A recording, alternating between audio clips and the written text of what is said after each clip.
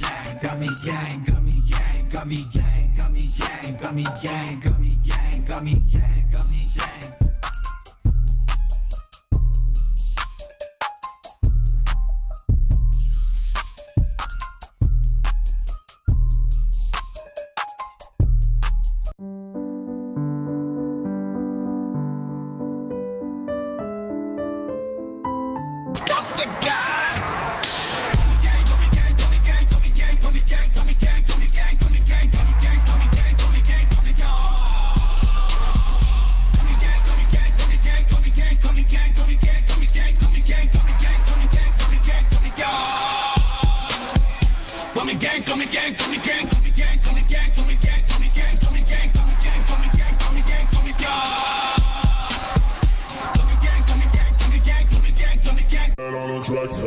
We MMA-Holes, community be so dope. We got the best watch-alongs, the internet say so. Who you gonna pick now, the over or the under? Chris will give his picks out, and I don't trust no other. Main card or the prelims, it don't really matter. UFC fight nights and pay-per-views on a platter. Toe holes and omoplatas, blood nose and split bananas, stuck rolls and empanadas, big bowls of marijuana. Gummy gang, gummy gang, gummy gang. I need 2 joints to hang in the homie Craig gang. I'm printing ear to ear, amped up, showing veins. It's time to watch the fights, beast mode, watching bang.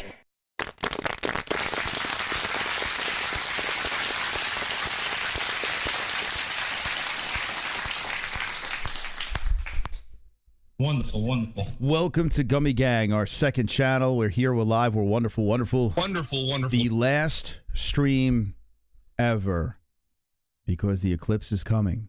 So hit the like button, subscribe to the channel, because tomorrow, well, I guess you don't have to because there could be no tomorrow. How's everyone doing in the chat? You guys ready for the eclipse? I was putting out the garbage, or not garbage, excuse me. I was actually cleaning the car, and my neighbor shows up, and she's like, hey, if you go to Sonic, you can get the Eclipse glasses. Wonderful, wonderful. I didn't go to Sonic. I didn't get the Eclipse glasses, but I might borrow them from her. Tomorrow at 10 a.m. our time, the eclipse is coming, and you can stare at it. If you wear 3D glasses, you could look at the eclipse and watch it for yourself. And as I was talking to her about it, I was like, oh, I guess it's kind of interesting. And then when I came inside and I was talking to Jess, I realized that this happened in 2017. And I was on the beach. I actually did a live stream on the MMA-Holes. So if you could dig, you could probably find it, of me on the beach sharing Eclipse glasses. It was a whole Eclipse stream on the MMA-Holes. I totally forgot about that. I was like, holy crap, yeah, this did happen in 2017. And I did, you know, borrow my friend's 3D glasses and looked at it. It was kind of cool. I mean, it's not like you look up at the sky and it's all dark, right? You look up, you got to put the 3D glasses on, and then you can see it.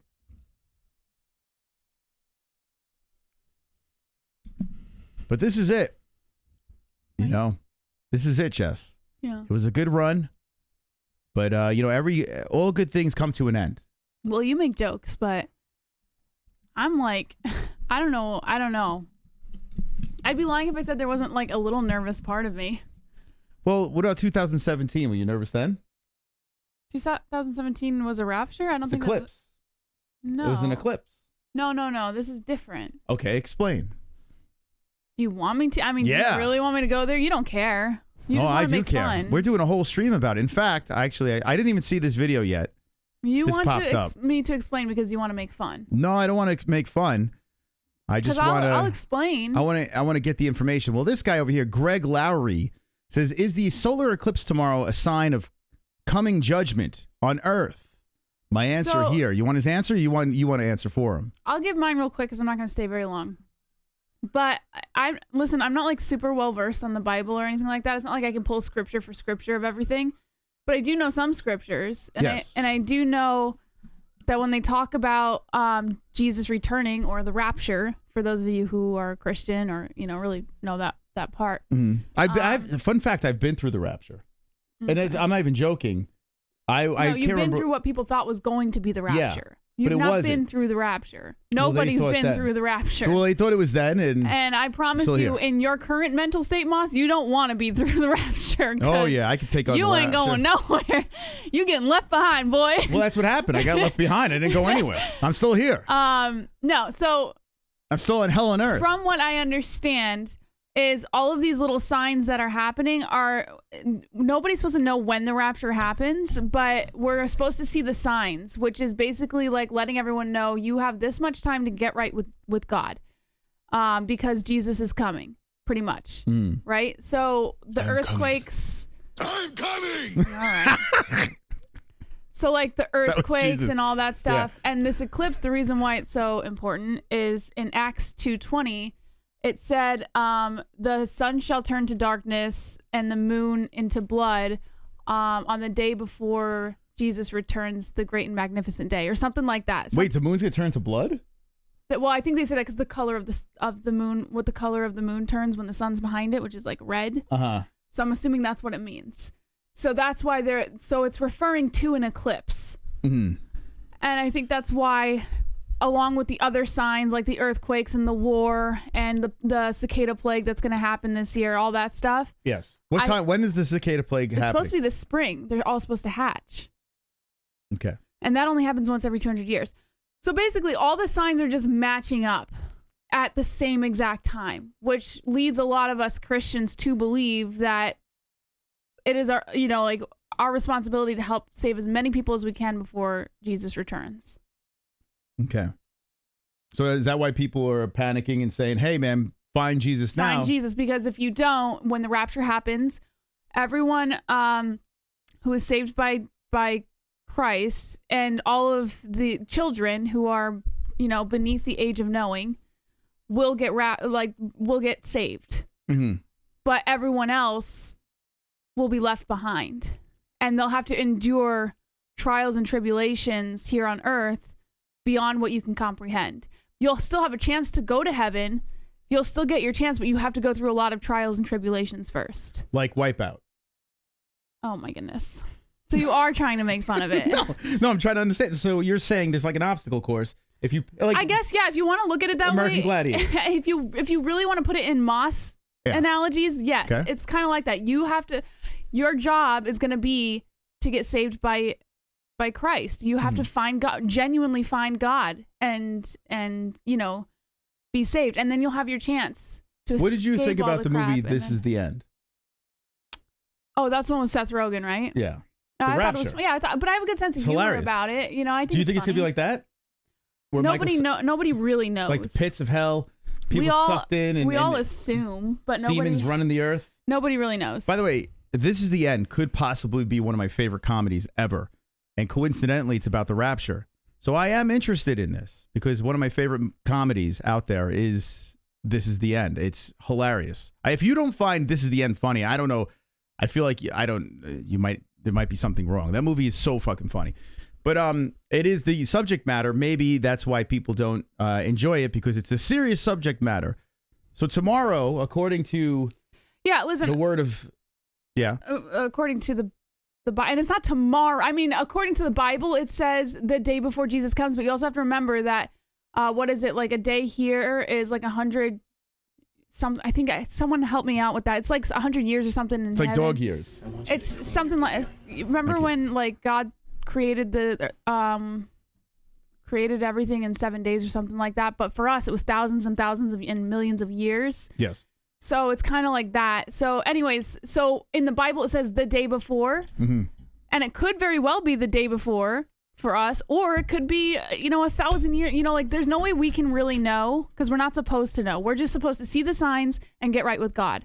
That's our job. So there's right now, no one knows the time when this you're is not supposed supposed to. Yeah. But you're supposed to be ready. You have to be right with God. It doesn't mean an eclipse should mean you're ready. No, the It should eclipse mean- is telling you. The eclipse is a sign. So it's telling you Jesus is coming and it's imminent. So get right with God. So when the eclipse came in 2017, this But eclipse that here, eclipse didn't match up with the other signs. This one does. This one matches up with the cicada plague, with the earthquakes, with the war, everything that's going on in the Middle East. I mean, there's All always those are war. signs. So no, to say what's the happening war. with Israel and stuff like that.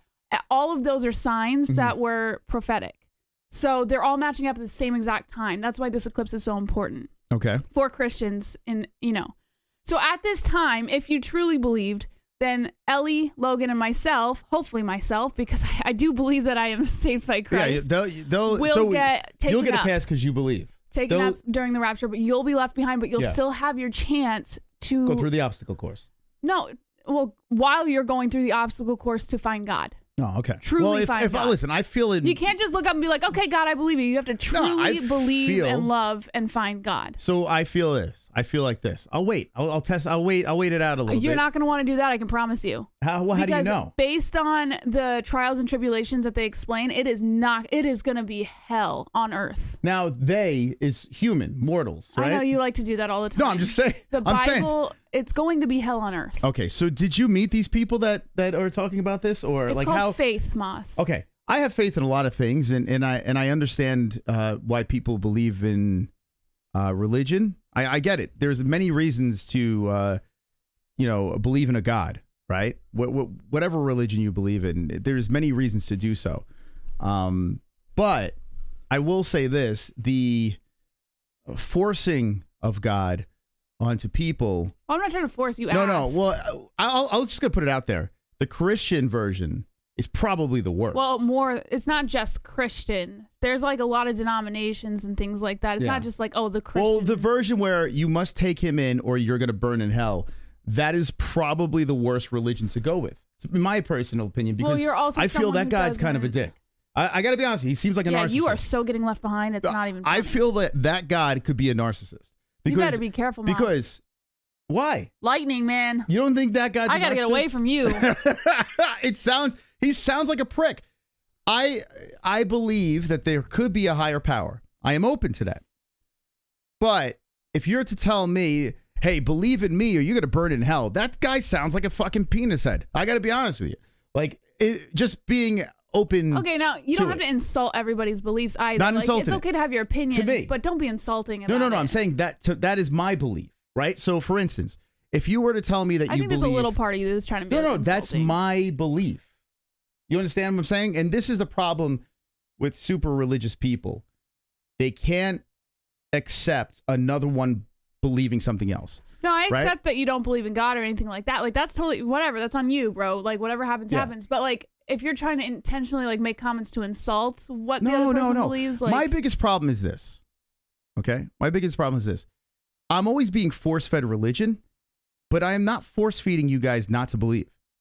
I'm not doing that. But you're making fun of them for believing. No. But hear me out. I think this is probably the fairest point. And listen, this show is going to stay where it is. Well, we're going to die tomorrow anyway, so it doesn't matter. But this show, we're going to talk to religion today, and then we're going to move on.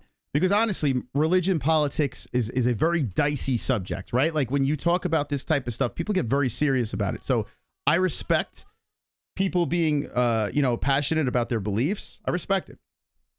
My biggest issue. Oh shit! I thought it was a rapture, dude. Be careful. Knock.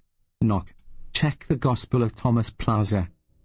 The Gospel of Thomas, please. Thank you, Area 51 artists. So check the Gospel of Thomas. What can you give me in a nutshell what that is? Help me out. Do you know what the Gospel of Thomas is? Like I said, I'm not very well versed on the Bible. I just know certain scriptures off the top of my head. So you're gonna have to forgive me. I know enough to know that I love Christ and I am saved. You're scared into believing it. I'm not. Honestly. Not. That's your assumption. And I respect your assumption, but that is not the case whatsoever. Okay, so from being an unbiased and being, raised Catholic my entire life, like I went to all forms of Catholic school and all that stuff, I was thrown into a specific belief, right? And my issue lies within, like, the people that don't believe it aren't running around screaming it. Like, don't believe in God, don't do this, or this will happen. Like, none of it, no one does that. And if you do that, you're an asshole. But the people that do believe passionately into God, they're trying so hard to save us, right? And maybe they are. Maybe they're right. Maybe their motive is in the right place. Well, think of it like this. What else have you got? If you believe in God, right, and you're right, then you're going to heaven, right? If you're right. If you believe in God and you're wrong, What have you got to lose? Like, you're just going into the abyss. Believing in God is living in fear. I don't think so. Yes, it is. I think God, there's Because many you're fearful, reasons for God. Well, you can still be a good person, not believe in God. Nobody said you couldn't. Yeah. So honestly, what I see from an outside perspective is a bunch of fearful people. Because if That's you don't unfortunate. choose Jesus Christ as your savior, well, the consequences are horrific. Well, you're going to be the fearful people Right? when the trials and tribulations come. I'm not. I'm going to be We're dead. going to be happy. We're going to be happy I'm with gonna be a burning. pig and shit. You know what I'm saying? So like, that's the thing. Like, I don't want to live in fear. I don't want to think the eclipse is going to gobble me up and demons going to fly down and you know, rip my head off and I have to go through the gauntlet to try to get back to Jesus or whatever. I don't want to live like that. You know, I want to live as a good human being and give people options. Say, hey, listen, you could choose how to live your life. Just be a good person. I think that is fair. You know, I'm not forcing people in either direction. Anybody can be a good person. Yeah. But what does that have to do with But your if beliefs? you live on this earth and you're a good human being and then you burn in hell for it, I got to be honest with you, I think I'm good with that. Because honestly, I don't want to go up there if I led a good life and I'm going to burn in hell because I don't believe in God. Like, that's fucked up, man. That's a fucked up belief. And think about it. If you're unbiased with you're a free agent. The Bible talks about space people coming to Earth. I mean, kinda, sorta, right? I mean, he's not wrong about that, right? It's like space people coming down. Well, the demons that come to Earth, are they coming from space? Where are they coming from? I can't answer that question for you. So they're I appearing. think only God knows. You Well, know? in the Bible, I'm sure they explain. Are they crawling out of hell? The Bible is supposed to give us an idea of what to expect, but we really don't know how or when those things are going to come about. We don't know the specifics. We don't know the details. Uh-huh. We just know what to look out for. So, like, when the whole the moon turning to blood, the sky turning to darkness, and the moon turning to blood, that's an eclipse. Did it at any point in your It life? didn't say eclipse, but that's an eclipse. But let me ask you a question. At any important point in your life, did you ever think, "Hey, this is crazy"? No. You never thought that. I actually didn't. My parents didn't raise me like they taught me who God was and like Yeah. the whole thing, but they never raised me in a church or anything like that. And I found God on my own when I was 15 years old. Where was he at? Starbucks? He was in my dream. So you may be a prophet. I If don't he think, showed up I in don't your really dream. think so. No, like showed up for me. It wasn't. I think prophets are there to tell a story to everyone else. I don't think that was the case with me. He showed up in my dream. Mm-hmm. I know it sounds crazy. I probably sound like a complete lunatic right now. Well, I But- mean, to people that don't believe, yes, but to believers, no. I'm gonna Yeah. tell the dream. Tell the dream. And I know it's probably gonna sound mentally ill or whatever. You can have your opinions about me. It's fine. All right, hold that thought. And listen, I got to be honest with you. If you don't like what I'm saying, it's fine. You're entitled to your opinion. I feel like I'm entitled to mine. I'm not trying to lead anyone in any direction. I'm actually having a legit conversation here. And what's great about this is Jesse's on one side of the fence. I'm on the other side. Okay. I'm not completely on the other side because I do want to believe there's a higher power, but Jesse's all in. You know, she's got her team, this and that. I'm a free agent. You know, What does that even mean? I don't know. You know, you might fucking draft me tonight. I don't know. I mean, we're dying tomorrow. I got to find something, right? Hold on a second.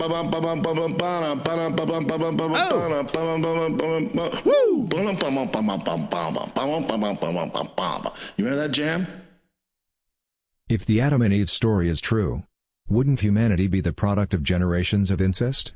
Yeah, basically. By the way, Vlad, did you hear about sausage? Where's Vlad been? I don't know. I haven't seen it. I don't know if he's been up to date on what's going on, Oh but my goodness. yeah. Thank you, Vlad. Appreciate that. But that's a good point. Adam and Eve, incest.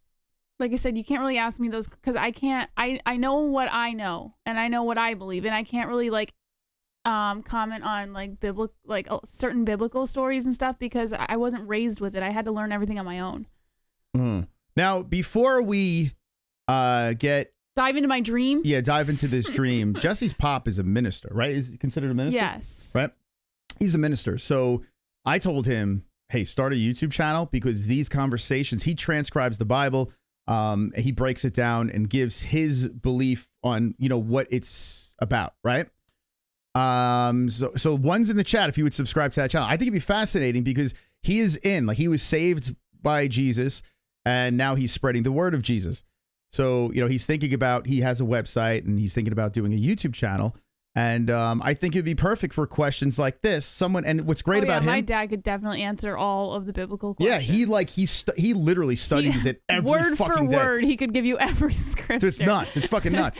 So, I think it's interesting if you want to hear, you know, someone that's, you know, really into it. Jessie believes in it, but she's not like. I don't like sit there and have Bible study every week or anything like that. Yeah, you know, I should probably, but I don't. Does your dad believe he's a prophet?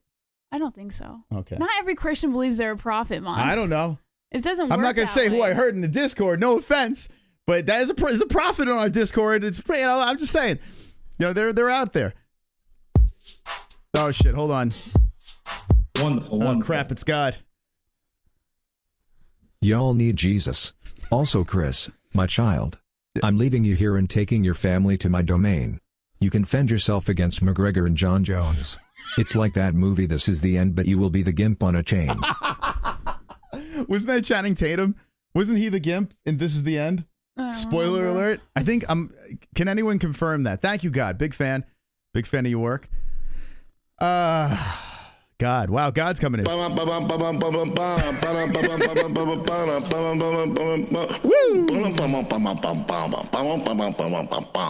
hear that jam?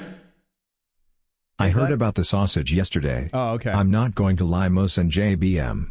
It hurts. Yeah, man. All right. I don't know if you saw any of that tribute stream. Whoa. Thank you, Vlad. Yeah, for some reason We are alien hybrids made to mine for gold. Slaves.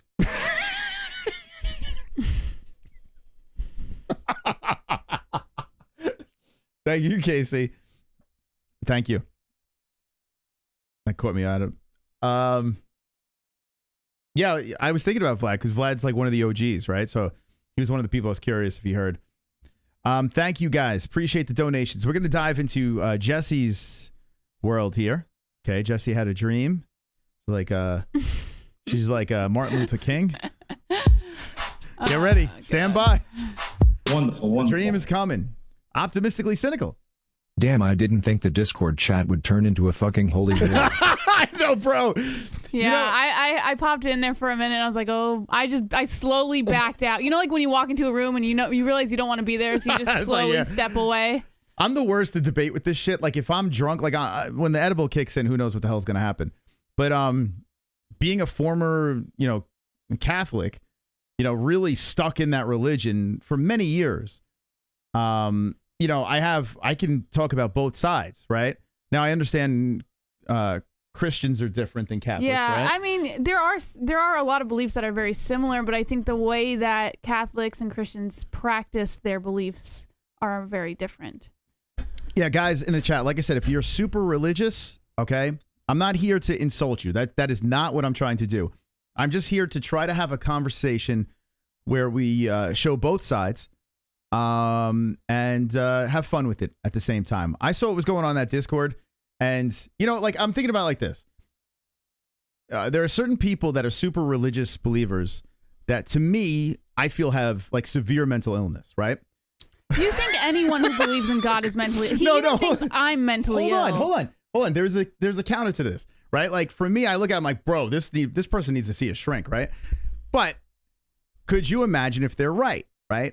If you knew this, if you were convinced that fucking demons are gonna crawl out of the ground, rip people's heads off, and say, "Hey, man, we're here, baby. The rapture's here." You knew this was gonna happen. Of course, you would be running around and screaming, "Hey, motherfuckers, wake up!" Okay. So I do understand. I understand you truly do believe this, but understand from an outside perspective, you know, it's like what the fuck what drugs are you on, right? So that's what I'm saying. I mean, does that make sense? Yeah, I get where you're coming from as someone who doesn't, you know, buy it. Like, I guess to you it just sounds like a bunch of like gibberish. I don't know, like it just sounds a little crazy. Yeah. I mean, think about the but mindset I'm about of both to convince sides. you. Yeah, like that's what I'm saying. Like, because you know that like this shit's about to go down, right? So here's the thing, and as a Christian and as someone, you know, I've been praying to God like every day to have you saved. That's not even a joke. I'm like, I don't know what to do about him. You pray about me to be about saved? you, and I'm like, why don't you worry about yourself? Because I know where I'm going. Oh my God. See, now that's why I'm like, this. She's got fucking issues, right? But and the other side, she's like, well, what are you, nuts? How could you not believe this? Yeah, I don't know. It's really, it's crazy to think of both sides. Now there are people in the middle, I'm sure. Let me know in the chat. Are you in the middle? Like, are you teetering? Like, you kind of not sure which way I'm going, which way am I leaning? You know? Senosi's like, goodbye. So Senosi's on my side. I know Senosi's on my side. Wonderful, wonderful. God isn't real. Imagine some sky wizard with unlimited power watching thousands of kids die from cancer. Sky Wizard, thank you, Vlad. Thank you, Rye Drive, for being a sponsor for 47 months. Appreciate you. Says, but how do the lizard people play into this? Any idea, Jess? The lizard people? Okay, she doesn't know. Thank you so much, Vlad. Would you consider God a Sky Wizard? No comment. I don't know what I'm gonna get struck by lightning for. We got into like a slight argument, and like, you know, when I'm at the point where I'm like, all right, well, the gloves are off. I said, yeah, go believe I go believe in that superhero up there. I did say that, so I'm among guilty. other things. Yeah, I mean, because I hate being force fed something. I hate it, man. But let's establish that I was not force feeding you anything. No, it wasn't you. It wasn't you. It wasn't her. But it was just like But he took it out on me. I did. I was like, man, you fucking religious crazies. You know, like, because I just don't understand. Could you imagine like a world where everyone is saying you're an idiot for believing in something or not believing in something, right? Well, I think it goes hand in hand. It doesn't go the other way. I do think it does, but I think maybe you just don't see it. I don't know. We got these two fucking 80-year-old women. They keep circling back around, Jehovah's Witnesses. They keep coming back around because Jesse has made friends with them. They're great women. When one of them is black, and she said, where did you come from before you came here? I said, Howard Beach, New York. And she like almost jumped because she thinks that in Howard Beach, they still drag black people behind the car back and forth on the Belt Parkway. And I'm like, no, it's not like that anymore. It may have been like that before. And we had this great conversation, super sweet lady, but Jesse's leading him on. No, I am not. I am not leading them on. I was very kind to them. She the first time that they came, it was their regular, like, you know, hitting up every door kind of thing. And then she came back around. I had no idea she was going to come back. She came back around a week later because she had seen our son, and she was like, oh, I just wanted to show them your son. You know, he's such a beautiful baby, blah, blah, blah. And then she had read me a scripture from the Bible. And she goes, I'd like to come back around again next Thursday. When she starts reading the scripture, what are you going to do? Just well, sit I was there and open listen? to that because I liked... How long did she read? No, she just read like a very small verse from the Bible. That's all. It was just like, I don't know, maybe. Did you ask her why you're reading this to me? Well, I know why she's reading it to me. Okay. She's just trying to spread the word of God. No, I think she's just trying to teach. Okay. I mean, I'm sure she means well, right? But anyway, they're coming back every week. And I'm like, invite them over for a barbecue. I'll get high. I'll talk about my side of things. But yeah, I mean, that's what I'm saying. You don't have people going door to door saying, don't believe in God. I'm sure there probably are. Who? I don't know. I'm sure there's someone around there. The solar panel cleaners? Yeah. Like, that's what I'm saying, though. Like, it's like a lot of people are going around trying to push, you know, the word of something, but no one is on the other side. Like, maybe I'll start the not so Jehovah Witness, right? Where I ring everyone's doorbell, like, hey, do you believe in God? They're like, yes. Well, let me just tell you something. It's not real. Let me tell you why, and then give my opinion. Like, could you imagine? Like, that's like, what's wrong with me doing that? You know, I mean, you act like, though, in fairness, Jehovah's Witness, I had a friend who grew up Jehovah's Witness, and he used to get like tomatoes thrown at him. Well, I mean, no, that's kind of ridiculous. You just slam the door in their face. No, that's it. But what I'm saying is you're acting like it's all one way, and it's not. There are people spreading the word of God who will get absolutely, you know, hated. No, there shouldn't be hate. No. But you're trespassing. I mean, at the end of the day, you are, right? You just tell them that you're not interested and you move on. What is the purpose of the Jehovah's Witness? Like, there's got to be some financial purpose. I have no clue, to be honest. And honestly, like, I didn't really know a respectful way to tell them that, you know, yes, I believe in God, but we just believe differently. I didn't really know a respectful way to tell them that. So I just let them come around because they're not hurting me any. You know? These two women are like, they are the sweetest ladies. Yeah. I had a great conversation other than the whole, she said she used to avoid that neighborhood because she was like afraid. I'm like, I mean, what time do you think we live in right now? Anyway. All right. We got some alerts here. We're going to get to Jesse's story, but Wonderful, more wonderful. importantly, Kainoto's here. Catholics are Christians. Mos. Yes. Any religion that believes that Jesus is the Son of God, is God and rose from the dead is a Christian. You are referring to Catholic versus Protestant religious views. I rebuke all of you. Well, you know what's funny, though? Jesse's father is a Christian, and it's way different than Catholic. Like, well, way. he grew up Baptist, and then he became non-denominational as when he got older. But you told me it was the Christian religion that they're... Christian is like the umbrella. And then there's all sorts of little See, denominations That's what I'm underneath it. saying. But There's you're too many Christian. teams. No, it's How do you all pick a Christian. team? The team is Christian. It's all Christian. It's just different views on practicing Christianity. But don't you find that crazy that there's no real clear answer? Well, we all Everyone's believe got... the same thing. Not really. Yes, we do. Yes, we do. In the Catholic religion, I don't remember them saying you're No. going to go to hell if you don't believe that Well, God that's what is I'm your saying. Lord and There's Savior. different practices in the belief, but at the end of the day, the belief is that Christ is the Son of God. Christ is coming back. All of those things are all the same belief. It's very confusing. Wonderful, wonderful. Very confusing. God watches children die from cancer because it's more exciting than watching Aaron Blanchfield headline a fight card. Yeah, what is the reason for that? Why are people? Why are you asking me like I'm a pastor? Oh, so- I don't know. But don't you have that question? I have my beliefs. What do you think it is? I believe God uses everybody for, there's a purpose for everybody. And some people God brings to his home earlier than others. He puts them here, to make a difference or to make some sort of impact on someone else's life, and then he brings them home. I think that's my belief, at least. At least it's a nice way to think about it. Wonderful, wonderful. Notice how people only bring up God when good things happen? Imagine if it was in reverse. Thanks God for allowing slavery and letting us kill 6 million Jews during the Holocaust. Oh my God. Oh my God. I do notice a lot of people, they find God when really bad things are happening. Like you could do a lot of bad shit in life and then be like, well, how the hell do I fix this? Oh, I got it. Let's find God. Like you ever notice that?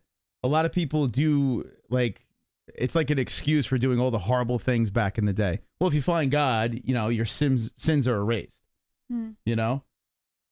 Which, That's I not mean, true. I'm gonna. No, It's your kind of like a sins- wild card. Your sins are not erased. Huh? Your sins are not erased. Well, you're forgiven. Everyone will be held accountable for their sins, Christian or not, will be held accountable for their sins, but your sins will be forgiven. Okay, so then you're good. Right? If you are right with God. So if I raped like a fucking, I'm not going there with you. I went to a schoolyard Don't and raped a start. bunch of kids. Don't start. Right? And Don't then I start. said, no, hold on. And then I said, hey, I won't answer this for you why? because I don't want to go there. Okay, all right. I'm not God. I can't make that decision for you. No, but okay, but what is the belief? My belief is Even so if you in did the something heinous Bible, like that? biblically all sins are equal. Humans are the ones who made some sins worse than others. Biblically all sins are equal. And God will hold you accountable for all of your sins. And all of your sins will be forgiven if you're right with God. So you basically could do anything. That's not what, no. God still says you have to try and live your as good as you can. You can't just go out sinning intentionally and then be like, well, God's going to forgive me. You can't do that. Interesting. Very interesting. So what's the deal? All right, let's hear about this dream.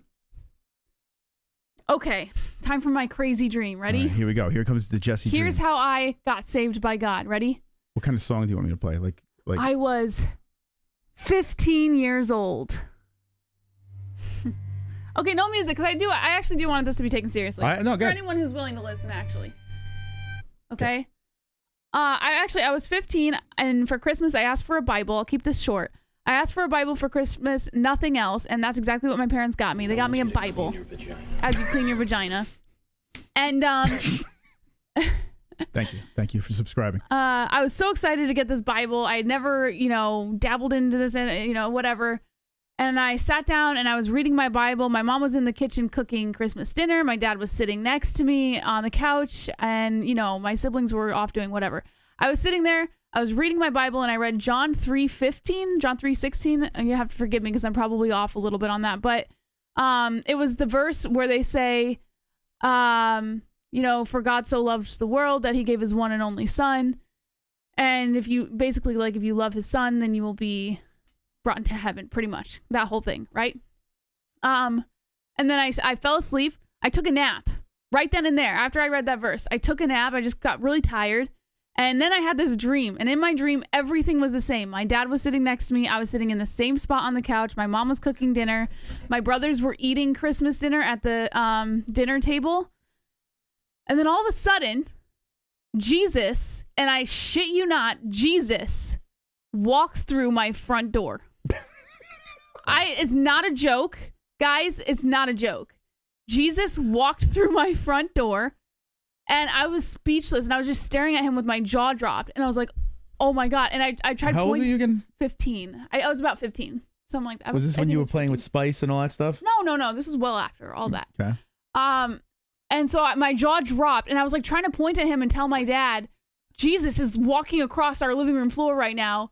And my dad's reaction was like, oh, yeah, I know. Just relax. It's okay. This is expected kind of thing. Dude, what the fuck? And I was like, but Jesus. And then he walks into the kitchen and he stops. And thank you, Vlad. And he looks around, and I remember feeling guilt, like him, like being really disappointed with how much food we were wasting at Christmas dinner. Yeah, what color was he? That's a good question. He was like brownish, whitish, brown. He's like skin tone, brownish, whitish, kind of like what fighter? Brown, like a brownish, like a very tan. I don't know how to explain it. He was overcooked. He was just like had a very tan, and he was wearing a white robe. It was all white.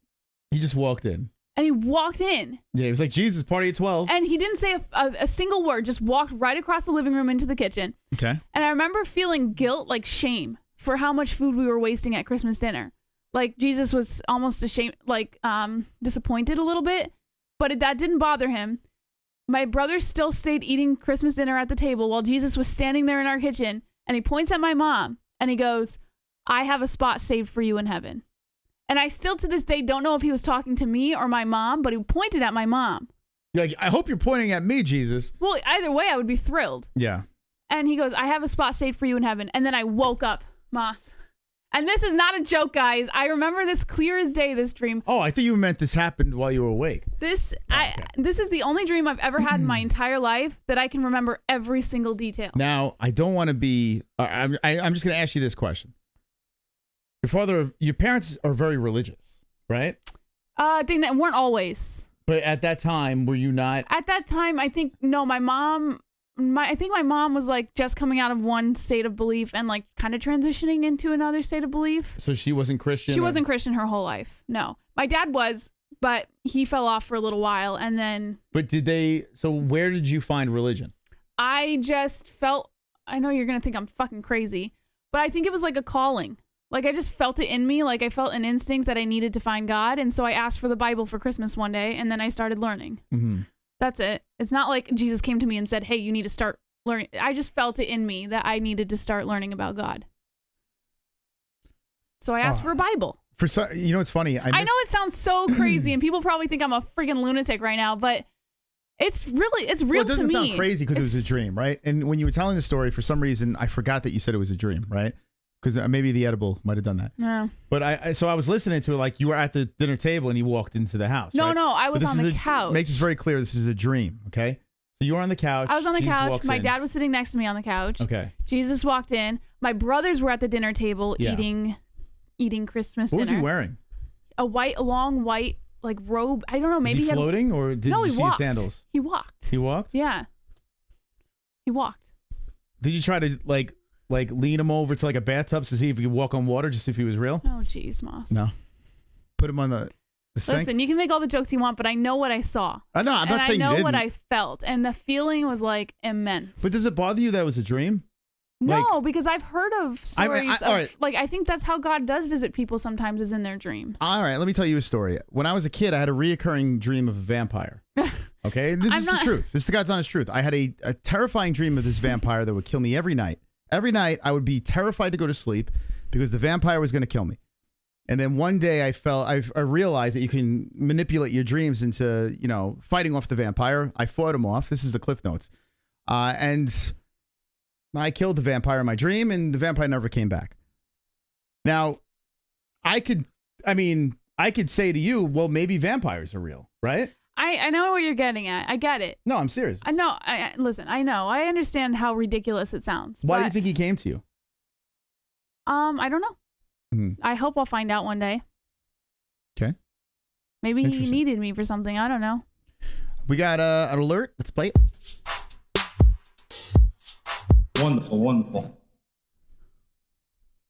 How Jesus as Chrome would say not let the nuts hang or with Mary and still think the kid is his. You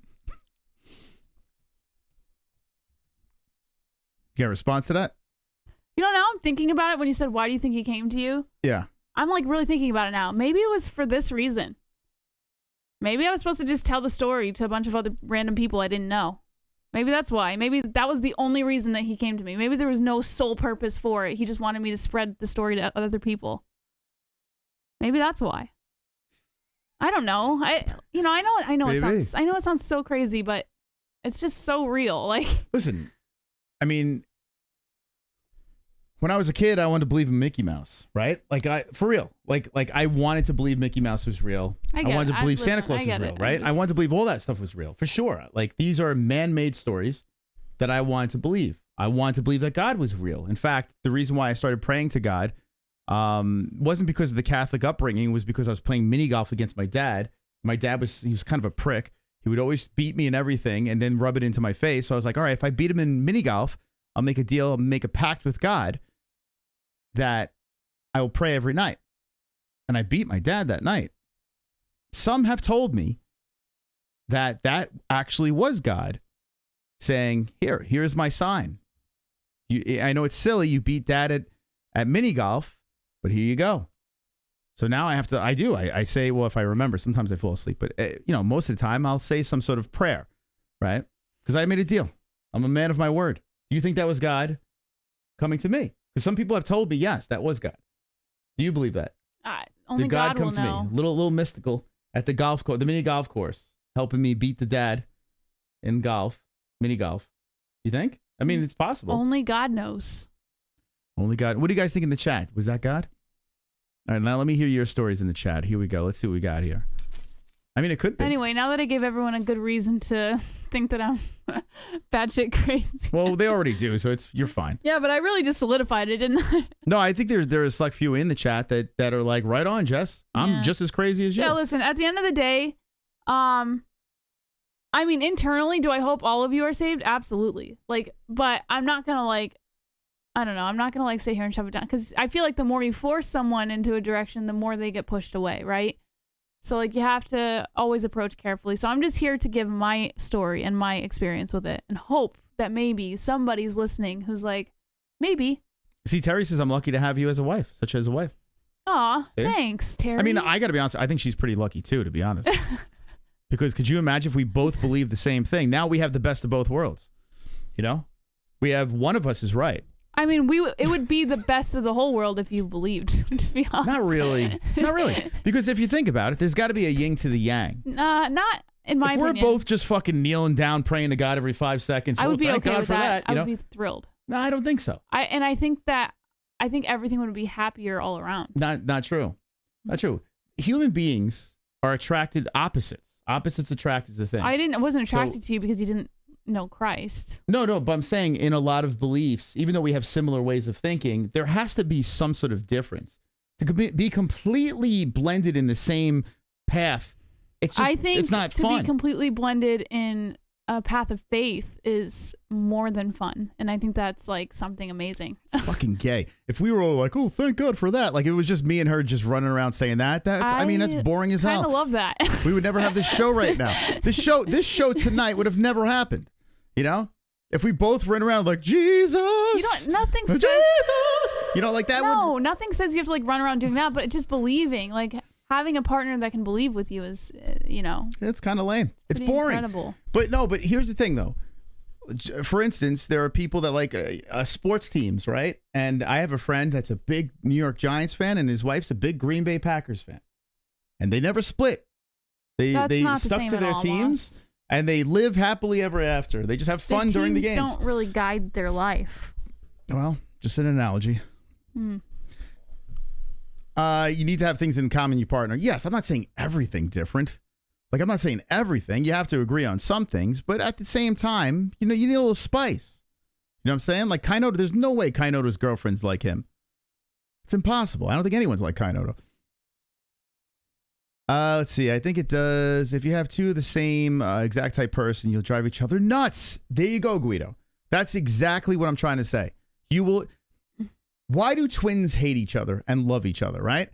You ever see twins? They're always competing with each other. The same either. They are the fucking same. Identical twins, at least. I have identical twin brothers. Yeah, they're at each other's throats every fight. They love each other. No, they're not. But every time there's a competition. Like, they're already pissing each other off. That's just our family. Our family is competitive. I have my friends Dave and Anthony, identical twins. These two have been feral at each other for like many years. They love each other, but they're constantly at each other's throats. Why? Because they look exactly like each other. If we were exactly the same, okay, if we were, it would actually split us even more. No, I don't think so. It's all right. I do think opposite is necessary in a lot of situations, but I think similarity is essential in things too. You know, like anything that's too similar, people get bored with. But we're too opposite sometimes. Yeah, that's we fine. need to have some similarities. Like we need to connect on things. Do we have good sex? Most of the time. That's why, because we're not similar. I guarantee you, most people that are on the same wavelength on everything have the shit like dead fish sex. That's a weird assumption to make. It's the truth. It's the truth. It's God's honest truth.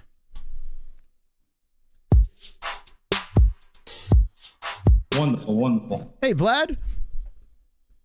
I admire JBM beliefs and think her defending it is honorable. However, I still don't buy it. Yeah. That's okay. Listen, that's not right, my fair. job isn't to make you believe it. My job is just to tell you.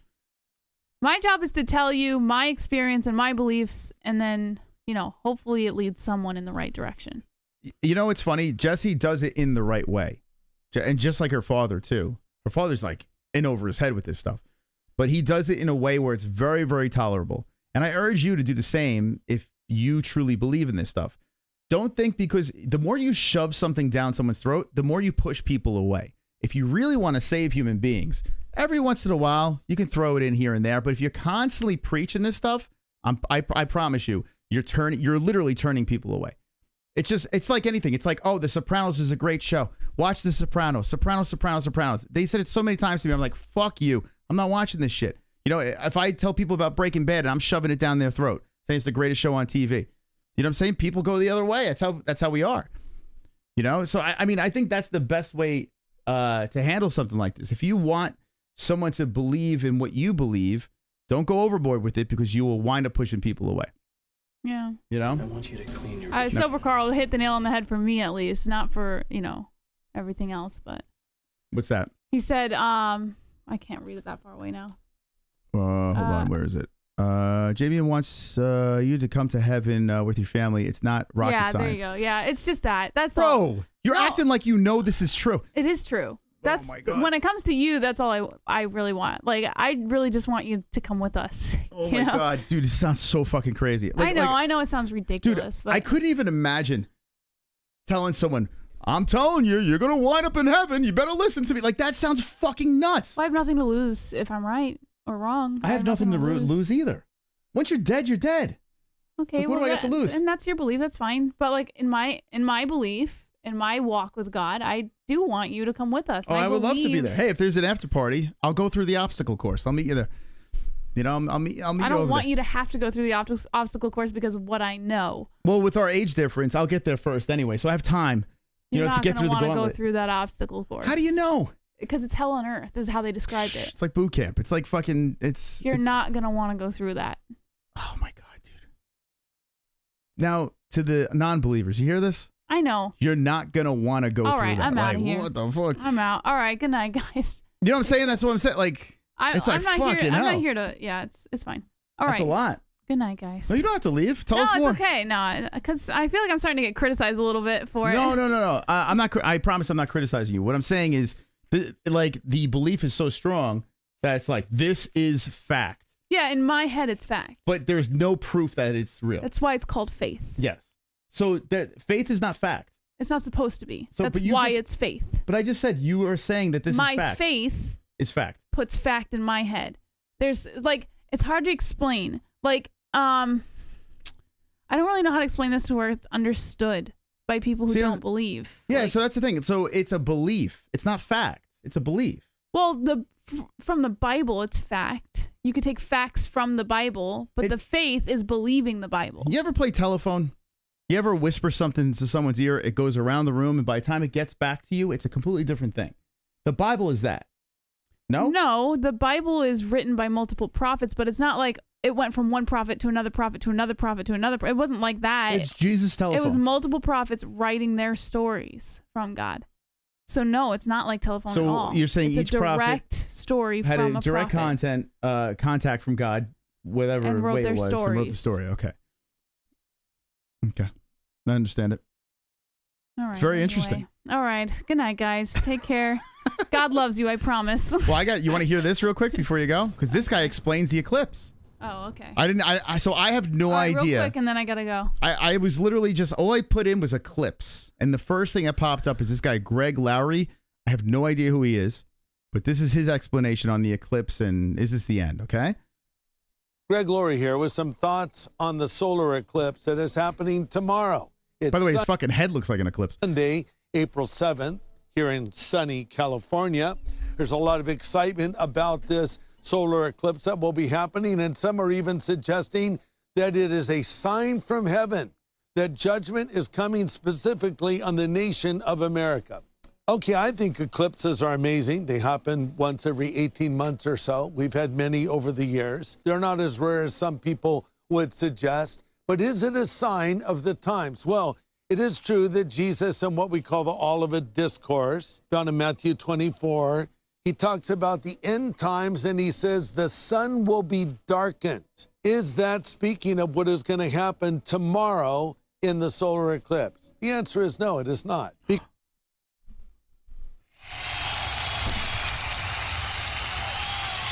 got our answer. We're good. We're going to live. We're going to live. It's not going to happen. Ready? It's true that Jesus, in what we call the Olivet Discourse, found in Matthew 24, he talks about the end times and he says the sun will be darkened. Is that speaking of what is going to happen tomorrow in the solar eclipse? The answer is no, it is not. Because that is a specific reference to what will happen in what we call the Great Tribulation period. Let me give you a flyover of end times events, and then I'll talk about the eclipse tomorrow. This guy knows what he's talking about. Does he seem knowledgeable or no? Well, I think everyone interprets things differently. So I would like to hear what he has to say. I'm not completely closed off to it. Okay. Next event on the prophetic calendar is the rapture of the church. Then comes the emergence of this world leader, the Antichrist, which inaugurates what we call the Great Tribulation period that lasts for 7 years. It starts with the emergence of Antichrist. It ends with the return of Jesus Christ. In the middle of the tribulation period, after Antichrist has rebuilt the Jewish temple, an event happens called the Abomination of Desolation. This is where the altar is desecrated. So we know the temple's going to be rebuilt. Okay? Sounds like a fucking episode of Game of Thrones, right? Doesn't it? Like the way he's talking here. This sounds like some wild stuff. Back to that in a moment. So then Christ comes back again, and then the millennium happens, the 1,000-year reign of Christ. All right, now back to the eclipse. Yes, it's true that the sun will not give its light, but that's talking about the events of the tribulation period that have not started yet, okay? But actually, there are many things happening that are fulfillments of Bible prophecy happening before our very eyes, such as the increasing isolation of the nation Israel. Is what you're talking about? So what he's saying, he's saying basically the eclipse tomorrow is not the start of the tribulation, but there are other signs leading to, like, we are approaching that. So so right now he just said the isolation of the nation of Israel. So he's going to give all that. So in a way he's saying, you agree? He's saying people are right, but they're also wrong. Okay. So I figured let's have him actually be part of the show here in the studio with us, okay? So Jesse, so you kind of agree, sort of? No, he's saying, yes, there are signs, but this eclipse is not part of it. Okay. That's what he's saying. All right, we got a donation slipping in. Let me wait for this thing to hit. Right now, if you're just jumping in, we're getting the answers, okay? This stream is very important, so if you want to subscribe to the greatest second channel in the world, Gummy Gang, feel free. I don't know if it's worth it, but I mean, according to this guy, we're going to be around more days, so that's good news. And hit the like button, sure, why not?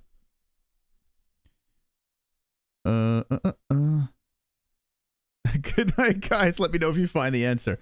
It's already answered. We got it. This guy knows it all. Since that horrific attack by that terrorist organization Hamas on the people of Israel, in which over 1,000 people were murdered, slaughtered, and now 200 are still hostages, you would have thought that the whole world would turn in support of Israel, but instead the opposite has happened, almost inexplicably, but actually fulfilling Bible prophecy, because the Bible says in the last days, Israel would be isolated. She would stand alone, so God could step forward and be strong on her behalf. Now, I feel like what this guy is doing is he's giving us spoilers. He's not wrong. Yeah, but I feel like he's giving us spoilers to the end of the world. You know, like if you guys don't really want to need know, a spoiler. You just have to read the Bible, Moss. if you guys don't want answers, okay, you don't want anything spoiled with this world, get the hell out of the stream. But if you're down with the spoilers, tonight we're giving them to you, okay? Because this guy knows what he's fucking talking about.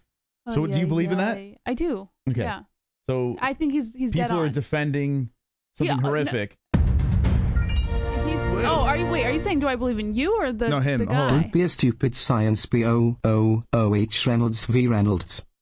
Reynolds versus Reynolds. What, Burt Reynolds? What are you talking about? Area Science Boo, Reynolds versus... Do you know what Reynolds versus... Reynolds rap? What is he talking about? Do you know? No? Thank you for the donation. Appreciate it. there are many other things they could talk about, the anarchy, the violence in our nation and around the world that are fulfillments of Bible prophecy. But my point is simply this. Let's not major on minors and get hung up on eclipses and blood moons and ashes of the red heifer. So tomorrow we'll talk about... Who's the red heifer? I don't know about that one. You're going to have to look that up. The red heifer.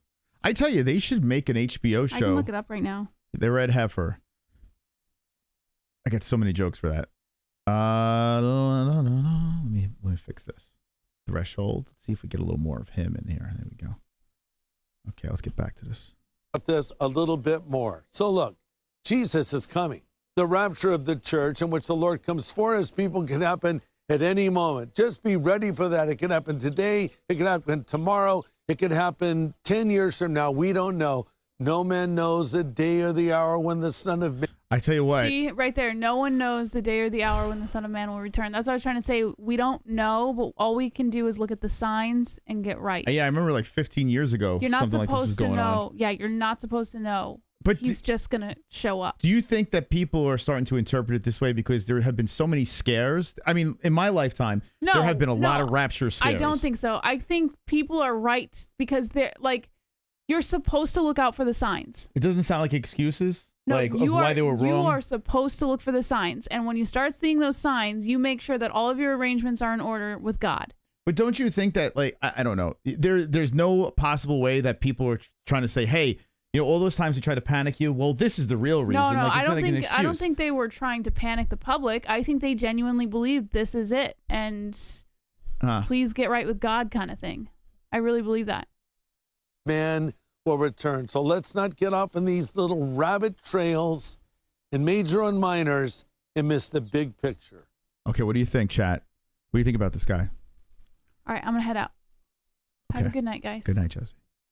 All right, guys, what do you think about this guy over now you here? can move on to talking about something people actually, you know. People love this topic. People love it, baby. We're gonna go down this rabbit hole. We're gonna figure this out. So this guy's pretty much like, don't panic. Just believe in Jesus, and you'll be fine. Yeah. No matter when it comes, as long as you're on Team J, you're going all the way up. What are you laughing for? Team J, right? You should make shirts. Team J. Wait, but Jews don't believe in Jesus, so they're all they're dead. They're done, right? But they don't believe in Jesus. Wait, hold on. Get on mic. They don't believe in Jesus. But if you don't believe in Jesus, like according to what I'm hearing, Jews are screwed.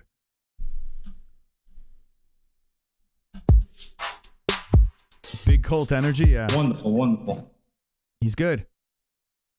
The eclipse is nothing, it's just an eclipse. What is scary is the stuff going on in Israel. In the end times violence will rain down on Israel. Guys, guess what Hamas means? IT means violence. That and the Euphrates drying up is the true scary thing. Yeah, I tell you, that all that crazy shit going on over there it's horrific, horrifying stuff. And I tell you, you know, linking it to the Bible, I feel is like could be incredibly disrespectful to the people that are dying, you know, because what if you're wrong and these people are dying and like everyone's saying, well, this was meant to happen, the Bible, this and that. Like it's almost fucked up, but I don't know. I feel horrible about all that stuff going on. That's why I had to stay off of X for a little while, because I don't want to see these kids dying and shit, you know? But anyway, the clips, yeah, I think we're all on the same page. Is anyone in the chat thinking that tomorrow is it? This eclipse is big news, baby. We're on our way out, like for sure. This is one of the final signs. We got locusts coming, guys. We got the locusts coming. We got the eclipse coming. What else is coming, Jess? Earthquakes are coming. Yuri Prohaska. I'm coming. I'm coming! Huh? Wars? Oh, yeah, we've had war. When was war ever not here? The isolation of Israel. So a specific war.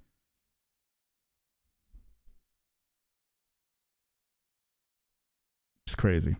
Man, there's a lot of... Well, I want to experience some of these videos of people breaking this stuff down. And whoever said this guy's a great cult leader, I tell you what, he's good. This guy's good. I could understand why he could lead people in a direction and then have them all off themselves at the same time. He's got the gift of the gab. This guy over here. What's missing from the solar eclipse? Okay, let's see this. Maybe the eclipse tomorrow will be a good thing. Okay, here we go. Here we go. 1831, Turner witnessed a solar eclipse and took it as a sign. What the fuck? And it looks like black people beating up white people. What the fuck is this? Okay. The fuck is going on here? Who is... what am I missing here? 1831, Turner witnessed the solar eclipse and took it. Wow. Is this the rebellion of the slaves? Maybe that's what it is. Wait. Haiti? Is that what it is?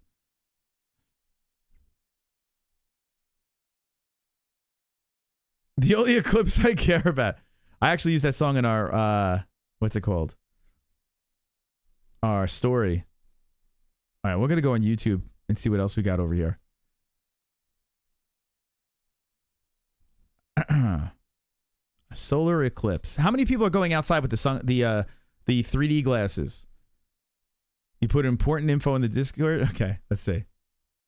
Like I said before, we're not trying to shit on your beliefs. That's exactly not what we're trying to do. We're trying to just get, you know, everyone's opinion out there.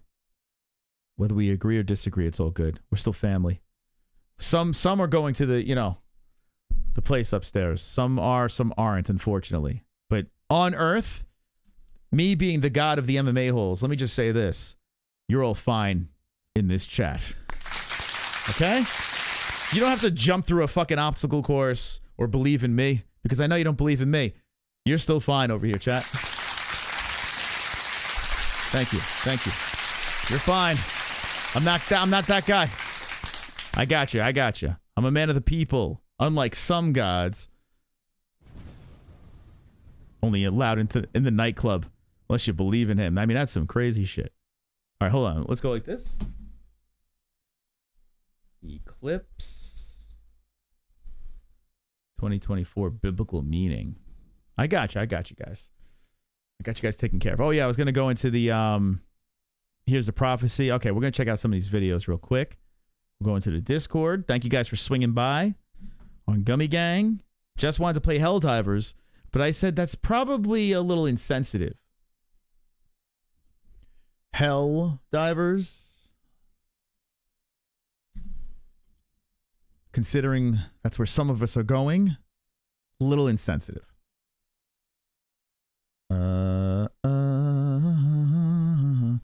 You gotta have a 700 credit score or higher to make it into heaven. God is pretty upset about all the inbreeding.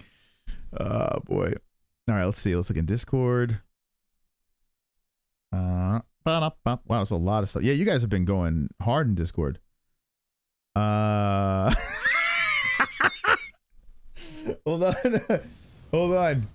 on. This is a good thing you said this in the chat. So here is the eclipse. You guys ready? Here it comes. There it is. Look at it. Put your glasses on.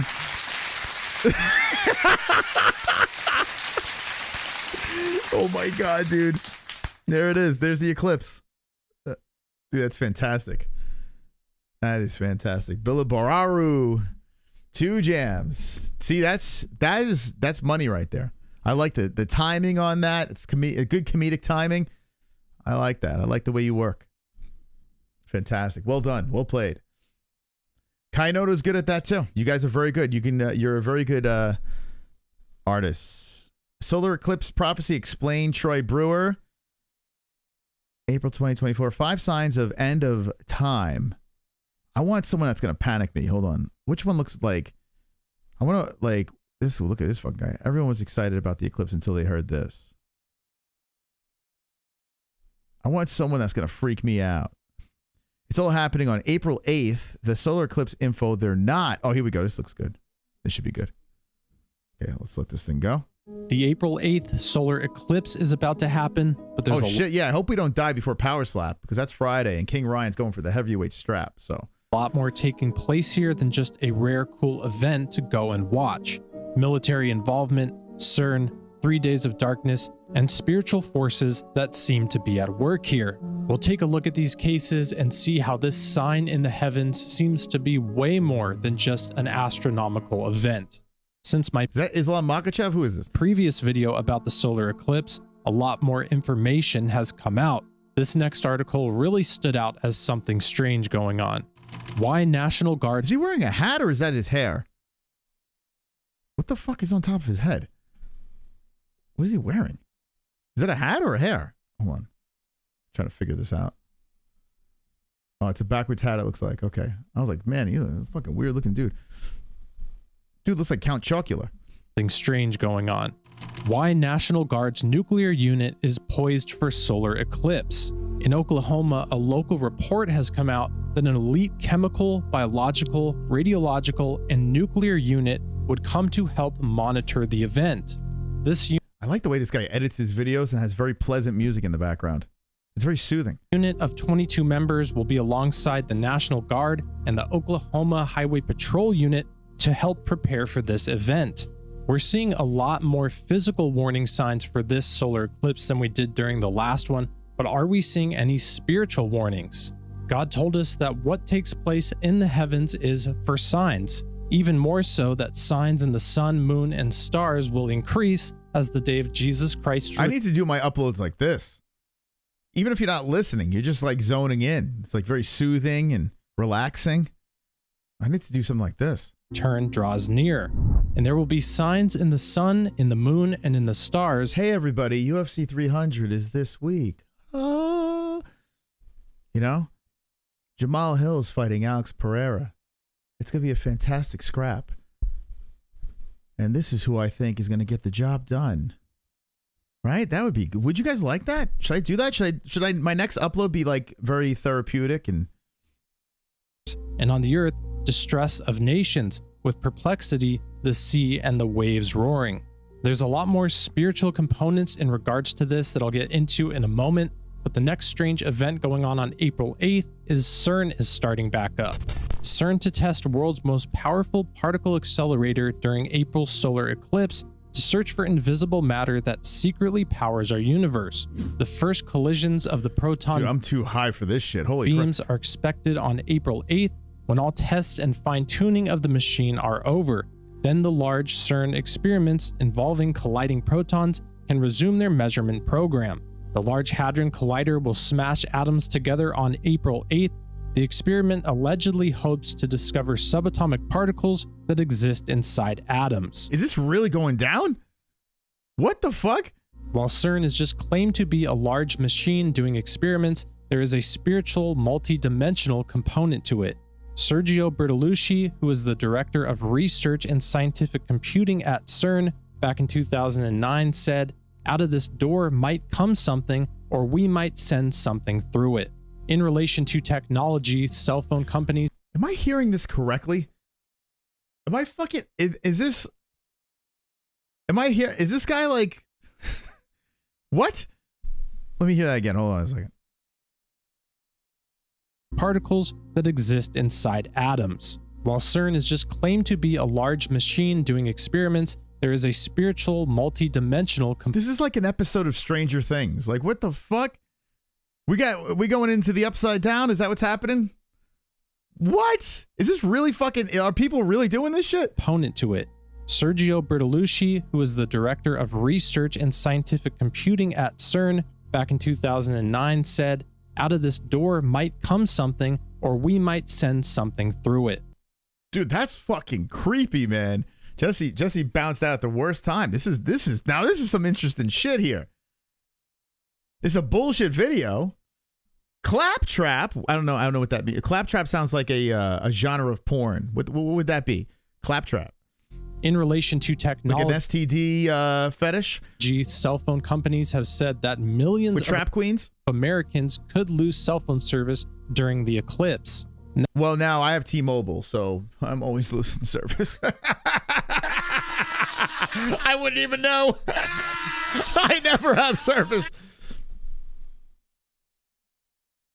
We might send something through it. In relation to technology, cell phone companies have said that millions of Americans could lose cell phone service during the eclipse. Next month's solar eclipse could cause widespread cell phone disruptions for millions of Americans, officials warn. It's kind of strange because these are the types of things that we're seeing during this eclipse that we did not see or hear anything about during the 2017 Great American Eclipse. Yeah, that's the one. I did a live stream. I kind of want to find that stream with me at the beach. NASA as well plans to do experiments during this eclipse. They'll be shooting sounding rockets into the ionosphere to see the effects the eclipse has on the Earth. NASA to launch... See, now this sounds fucking crazy. The fuck? Like, what are we shooting rockets up at the eclipse? Sounding rockets. Is this going to fall apart and this is how the rapture starts? With all this crazy... They're going to open up a wormhole and the fucking demons are going to come out and then the rapture happens? Maybe that's what's going down, right? What do you guys think? Do you think the wormhole opens? Fucking satanic creatures fly through there because they're shooting rockets at a fucking eclipse? Plans to do experiments during this eclipse. They'll be shooting sounding rockets into the ionosphere to see the effects the eclipse has on the Earth. NASA to launch sounding rockets into Moon's shadow during solar eclipse. NASA will launch 3 sounding rockets during the total solar eclipse on April... Anyone else see a nipple there? I don't see a rocket. I see a titty. Does anyone else see that? One's in the chat if you're with me. 8th, 2024, to study how Earth's upper atmosphere is affected when sunlight momentarily dims over a portion of the planet. That's some of the strange physical events that are going to be taking place on April 8th, but now let's look at some of the spiritual claims that have been popping up. The first one is that this eclipse will trigger 3 days of darkness. First, we have on Yahoo News, TikTok video falsely claims 2024 solar eclipse will last 3 days. That'd be kind of cool. Another article says the upcoming solar eclipse of 2024, will the darkness last for 3 days? I kind of hope it does. That'd be kind of neat. You know, that'd be kind of trippy. The 3 days of darkness claim, while it does pop up in conspiracy circles from time to time, does have its origins in spiritual sources. The original 3 days of darkness was one of the plagues that was brought against Egypt, told to us in the book of Exodus. Then the Lord said to Moses, "Stretch out your hand toward the sky so that darkness spreads over Egypt." Darkness that... The non-believers, if there was 3 days of darkness, would that trigger, hey, we gotta get on Team Jesus? Would you guys, like the non-believers in the chat, out of curiosity? Because the 3 days of darkness, you know, that's a little weird. That's a little out of the ordinary, right? Then you gotta be like, okay, these crazies are probably right. So would you switch teams? Let me know in the chat, or find your team immediately if you had 3 days of darkness. You might catch me over there. I tell you what, 3 days of darkness, I'd be like, all right, all right, you got me. You got me. Where I'll show up with the J shirt, you know, Team J all day, Team J hip hip hooray. Like I would be that guy. I'd be leading the charge. I'll switch quick. Wonderful, wonderful. There might be cellular outages because millions of people are going to travel to totality and overload. The towers. It happens during large events a lot. Basic bullshit. Yeah, that's true. All we need is like a prophecy to come remotely close, you know? Even if coincidence is involved, as long as it somehow comes sort of close to it, the prophecy is fulfilled, you know, and that box is checked. But unfortunately, not unfortunately, I don't want to say, I don't know, how do I say this? Yeah, maybe it's unfortunate, but I mean, there have been a lot of people panicking about many things in my past, I remember, and none of them came to fruition, so who knows? Can be felt. So Moses stretched out his hand toward the sky, and total darkness covered all Egypt for 3 days. Man, I don't remember this story. Man, I learned all this stuff, and I don't remember that. Hold on, let me get back. Darkness was one of the plagues that was brought against Egypt, told to us in the book of Exodus. Then the Lord said to Moses, "Stretch out your hand toward the sky, so that darkness spreads over Egypt, darkness that can be felt." So Moses stretched out his hand toward the sky, and total darkness covered all Egypt for 3 days. No one could see anyone else or move about for 3 days. Yet all the Israelites had light in the places where they lived. Some people point to the book of Revelation, claiming that 3 days of darkness is prophesied to come, but while Revelation... Oh, this sounds like a great movie, you know? We need to... Hollywood needs to... Like, they keep on remaking, like, Roadhouse, right? Why can't they just, like, remake all parts of the Bible? Like good. My mother-in-law watches these movies, like, these religious movies, like, they're kind of like Hallmark movies, which really freaking bad. Why don't they make big-budget biblical movies? You know, these are cool stories, you know, with the darkness and all this crazy stuff. Like, I'm sure you can make some good, you know, monster movies and shit. Does prophesy darkness that will be coming, it says nothing about it lasting for 3 days. I watched as he opened the 6th seal. There was a great earthquake. The sun turned black like sackcloth made of goat hair. The whole moon turned blood red. The origins of a prophesied 3 days of darkness coming in the future is a Catholic prophecy. Proponents of this claim were Anna Marie Taggy and Marie Julie Jeheni. Damn, a lot of the stuff that was pumped into my brain about the Catholic religion, I don't remember much. It's kind of crazy.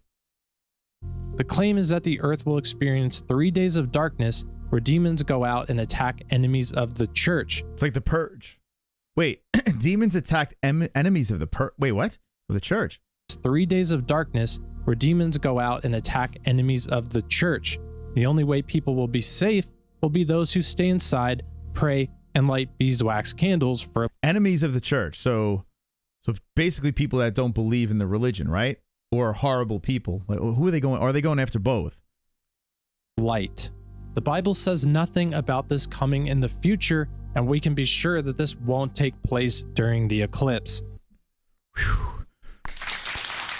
W, baby. I believe him. W. Okay, we're good. So far, we're 2 for 2 with the. We're fine. We're fucking fine. The eclipse, we're fine with that. But you know, hold on. We're only halfway. We're a little bit more than halfway through this. You never know. This could take a turn for the worse. There's plenty of legitimate prophetic connections to this eclipse where we don't have to go out and make these wild, outlandish claims. This truly seems like a sign in the heavens that is a warning from God to America and even the world at large. Reports have come out that during this eclipse, a comet may be visible. The name of... Is this what Joe Mama saw? Joe Mama had something in the sky not too long ago. Of that comet is the Devil Comet. The solar eclipse and the horned Devil Comet, 2 good reasons to look up on April 8th. The Devil Comet? I kind of want to see this. Yo, who's going to be checking out the Devil Comet? Wonderful, this is the perfect conversation for edibles.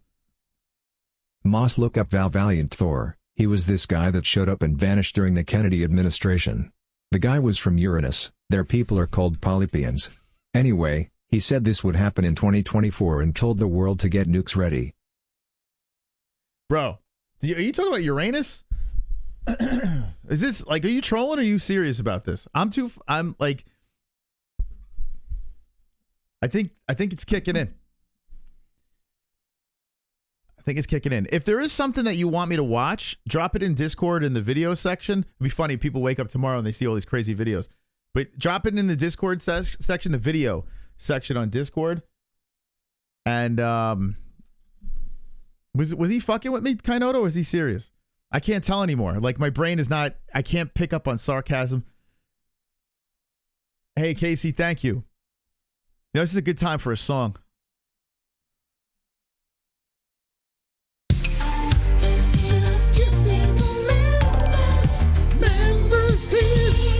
Get on them knees. KC. Let's let it play out, guys. He deserves it. Members, please. Get on the knees, members. There you go, Jeffrey.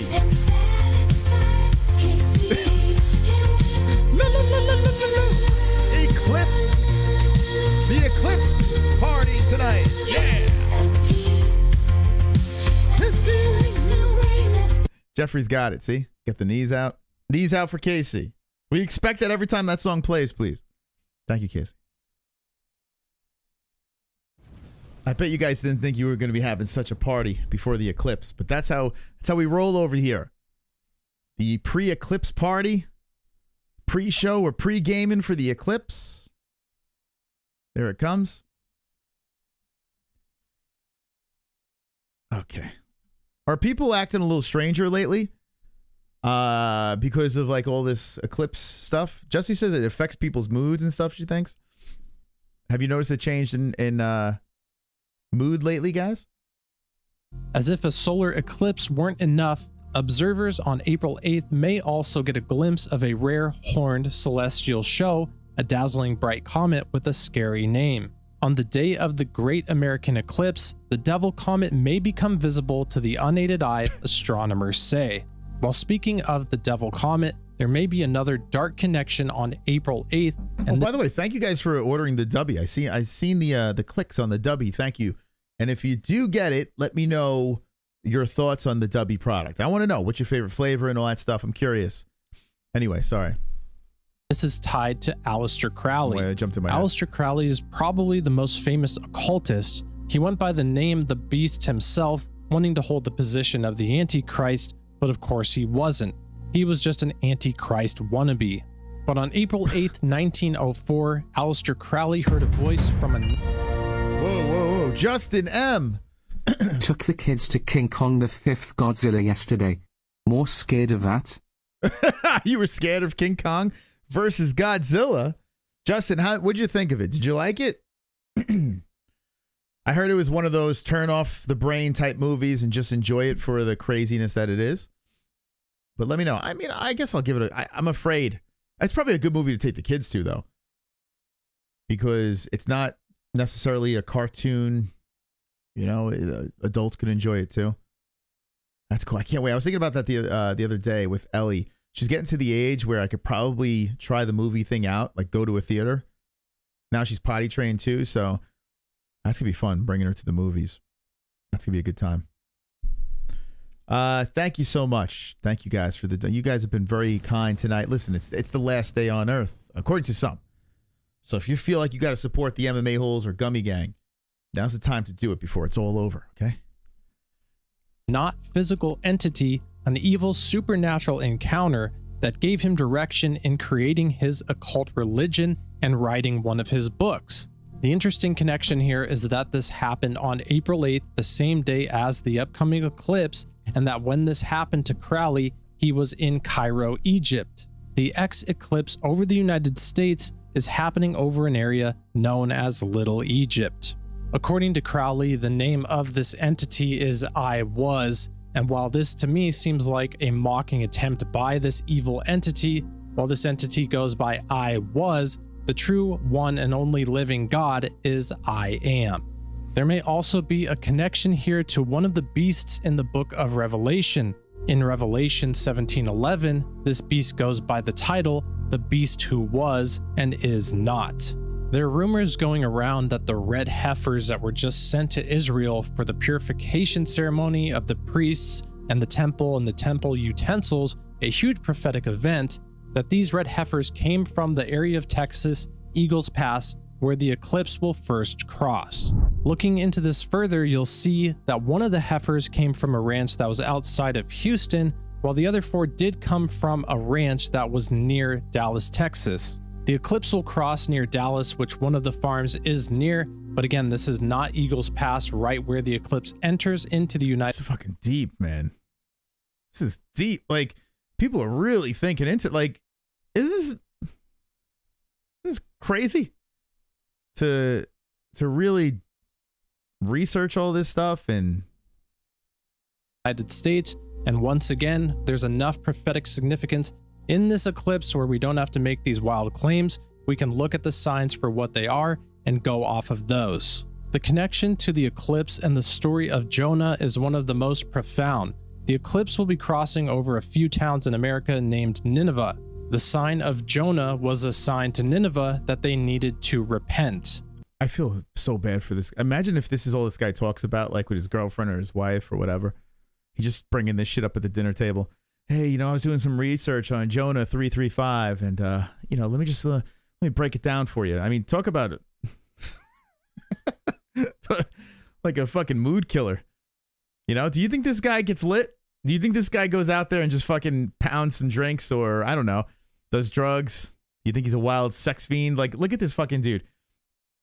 I mean, it's the content is fascinating. I sat through the whole thing. Typically, I don't do that. Maybe it's because I'm stoned. I don't know.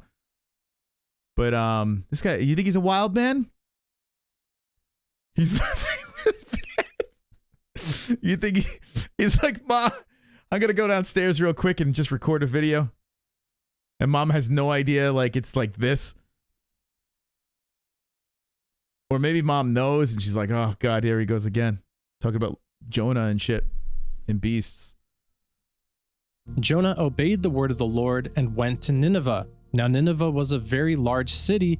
It took 3 days to go through it. I think I joke about this stuff because this guy's way smarter than me, and it just makes me feel better about myself. I know this guy's way smarter, probably be way better off than me ever. So I got to sit here and make fun of him.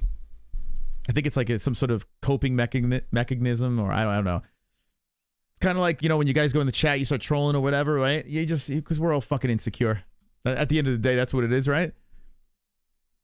Jonah began by going a day's journey into the city, proclaiming, 40 more days and Nineveh will be overthrown. The Ninevites believed God, a fast was proclaimed, and all— This is the first time I ever heard of a Ninevite. I was going to go to the party, but I wasn't Ninevited. Forget it. Overthrown. The Ninevites believed God, a fast was proclaimed, and all of them, from the greatest to the least— I tried to get it off. I tried to get the joke off. —put on sackcloth. The Ninevites answered the call of repentance. They began a fast, and God relented from his anger and his judgment that he was going— Wonderful, wonderful. This guy lost me. So here's the thing about the Bible. It does say that when Israel became a nation again, that generation shall not pass before seeing the second coming, glory of God. Israel became a nation in 1948, so guess what? Time's up. That is a generation. Thank you, Kainoto. Thank you. Thank you. You guys are into this, right? I mean, it's interesting. Moss is not a curious person. Well, it depends. All the other gods was an alien with the galactic knowledge that he gave to the Jewish people and their elders known as the Pharisees, who wrote the prophecies. Kiss your sinful ass. Oh, God. —to bring against them. Then God saw their works, that they turned from their evil way, and God relented from the disaster that he had said he would bring upon them, and he did not do it. I invite everyone watching this video to join me in a fast for America on April 8th. A fast? Wait, don't eat? What? You fasting? Yo, who's down with the fast on April? A fast for America on April 8th. Maybe this eclipse is a sign from God telling us that we need to turn back to him just like the people of Nineveh had to, and maybe he will relent if I'm kind of down with a fast. You guys want to fast on you want to get a little fast action going? I'll do it. I'm due for a fast. we do so. Just like 2 Chronicles 7:14 Would that get me in quicker, or if it, you know? says, when his people Pale Monkey. Pale Monkey just gifted a membership. It looks like Vietnamese style was the lucky winner of the membership. Thank you so much, Pale Monkey. Oh, hold that thought. Hold that thought. KC Jones. Tree leaves make a weird shadow during eclipse.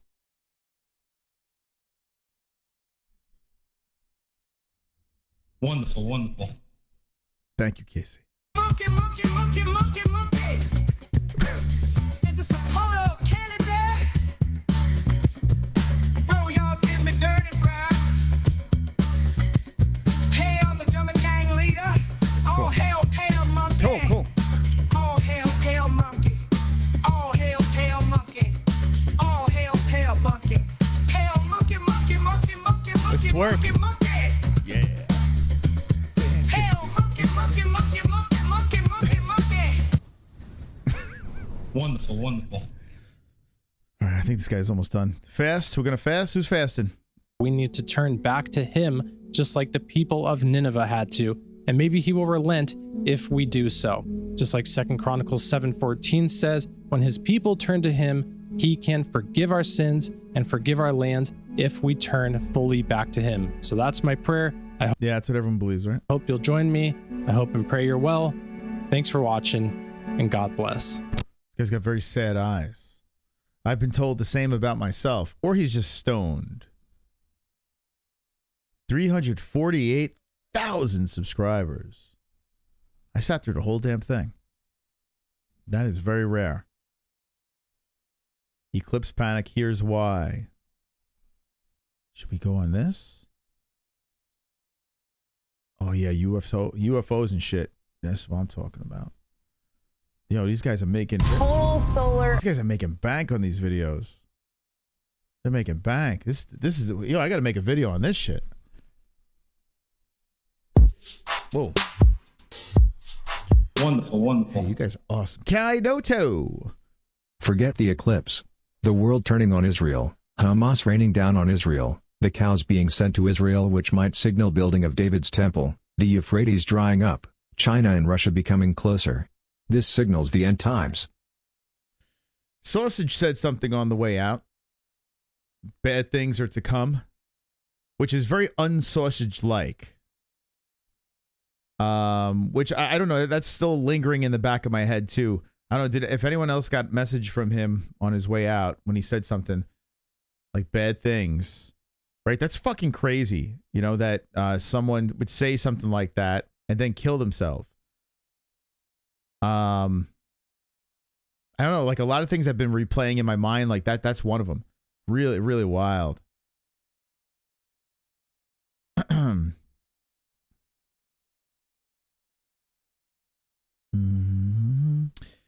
Well, yes, all humble, all respect, but you have to know what you're talking about too.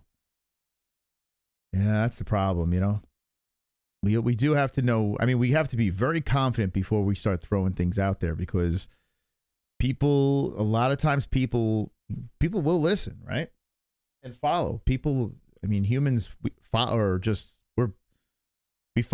in direction, in herds. We go in direct, whatever path we choose, we just go in that direction and just follow the leader, you know? So you do have to be very, very careful with what you put out there for sure, because people will follow.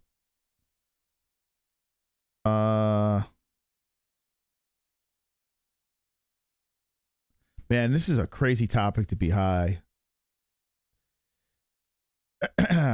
You know? Anyone else high as fuck right now? Like it's just a weird one.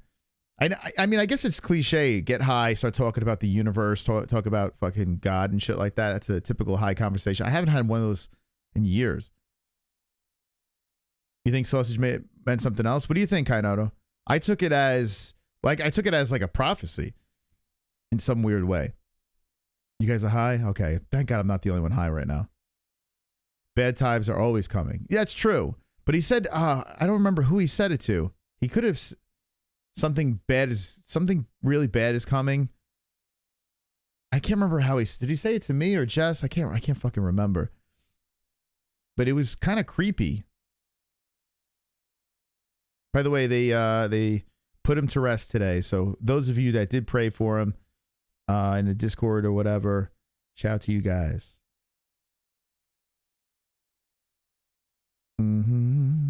If you order the Trump Bible, now you can help prevent the apocalypse. The Trump Bible.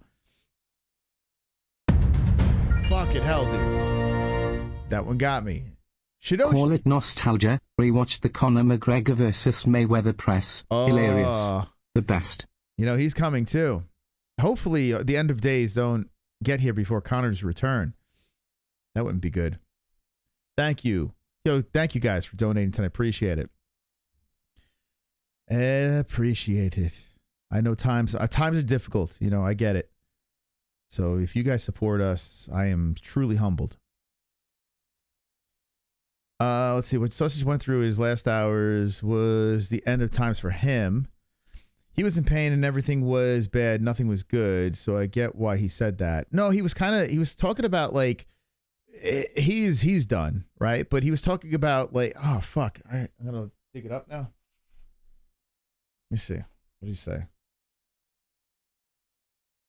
Like I said, like as much as I have my beliefs and where I lean with religion and whatever, I will always forever be open. No matter how much I disagree with something, there always will be a belief inside me that what if, or, you know, this thought that what if someone else, you know, the opposing opinion is correct. So I always leave some wiggle room, you know? I don't even know what I'm saying anymore. Like, I'm just so fucked up. If I missed your DMs, I'm sorry, man. I see a Punk. I don't know what Punk's going on about in there, but I'll get back to you on that. If you can leave if you do leave a DM, make it nice and sweet to the point. Like, I don't know, ChatGPT, like throw what you're going to say into ChatGPT and tell them condense it and then send it my way. Because when I see like long ass, I appreciate you guys reaching out, but when I see like long ass paragraphs and shit, I just tend to not look at it. With my, I don't know, my ADD kicks in. What am I looking for? Oh, I'm looking for the sausage. I want to get exactly what he said.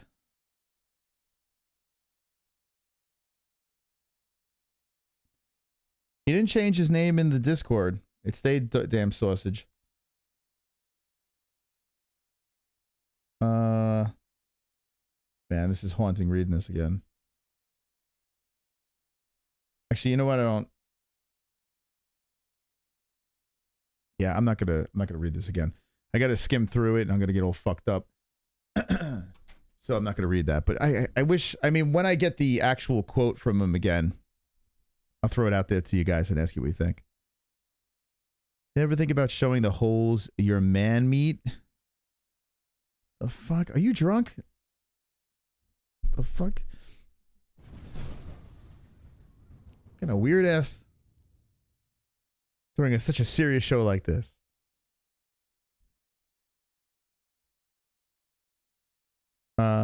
Important things to take more than 10 words to describe Moss. Yeah. Yeah, I'm bad, man. Like even comments in the chat, sometimes if it's too long, I'm just like, yeah, I mean, I'm not gonna read all this. You know? I don't know what it is.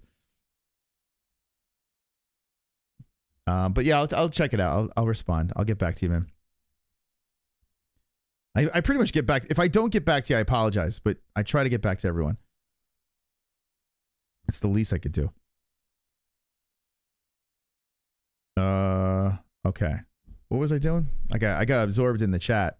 You guys are fired up, man. You charged up. I like it.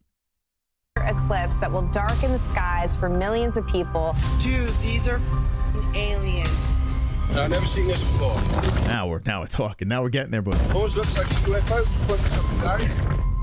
Hey there, my name's Casey and this is Mindseed TV. In today's he ruined it when he showed himself. Video, I've got some really cool stuff to show you. There are some pretty disturbing theories and news reports. Range Day.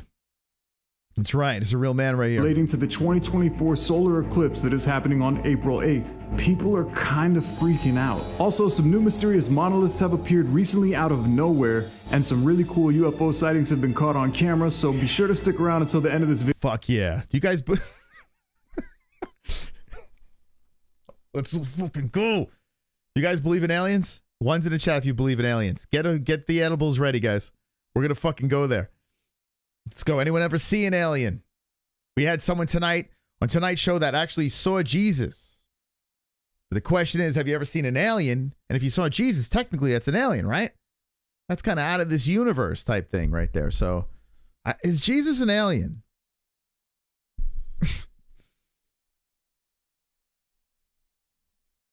Video. If you're new to the channel, thanks for joining. Be sure to hit that subscribe button down below and that bell notification so you don't miss new videos like this when I drop them. And if you're not new to the channel, welcome back. Let's jump into... Would an angel, if you believe in angels, would you classify them as aliens? Because they're outside, right? I mean, technically. I mean, we're aliens if you think about it. We are legit aliens. That's what we are. Today's video. You're rocking with the best. Yeah. What an intro. As we edge closer to something truly strange and buzzworthy, let's talk about the total solar eclipse happening on April 8th, 2024. This isn't just any eclipse though. The sun will completely disappear in the middle of the day, leaving states like Texas, Oklahoma, Arkansas, Ohio, New York, Pennsylvania, and more in total darkness. Yeah, I see what Sonosi said over there. Imagine like you see a flying saucer come down to Earth, and then the saucer door opens and the freaking the little track goes down, and Jesus walks out. Could you imagine?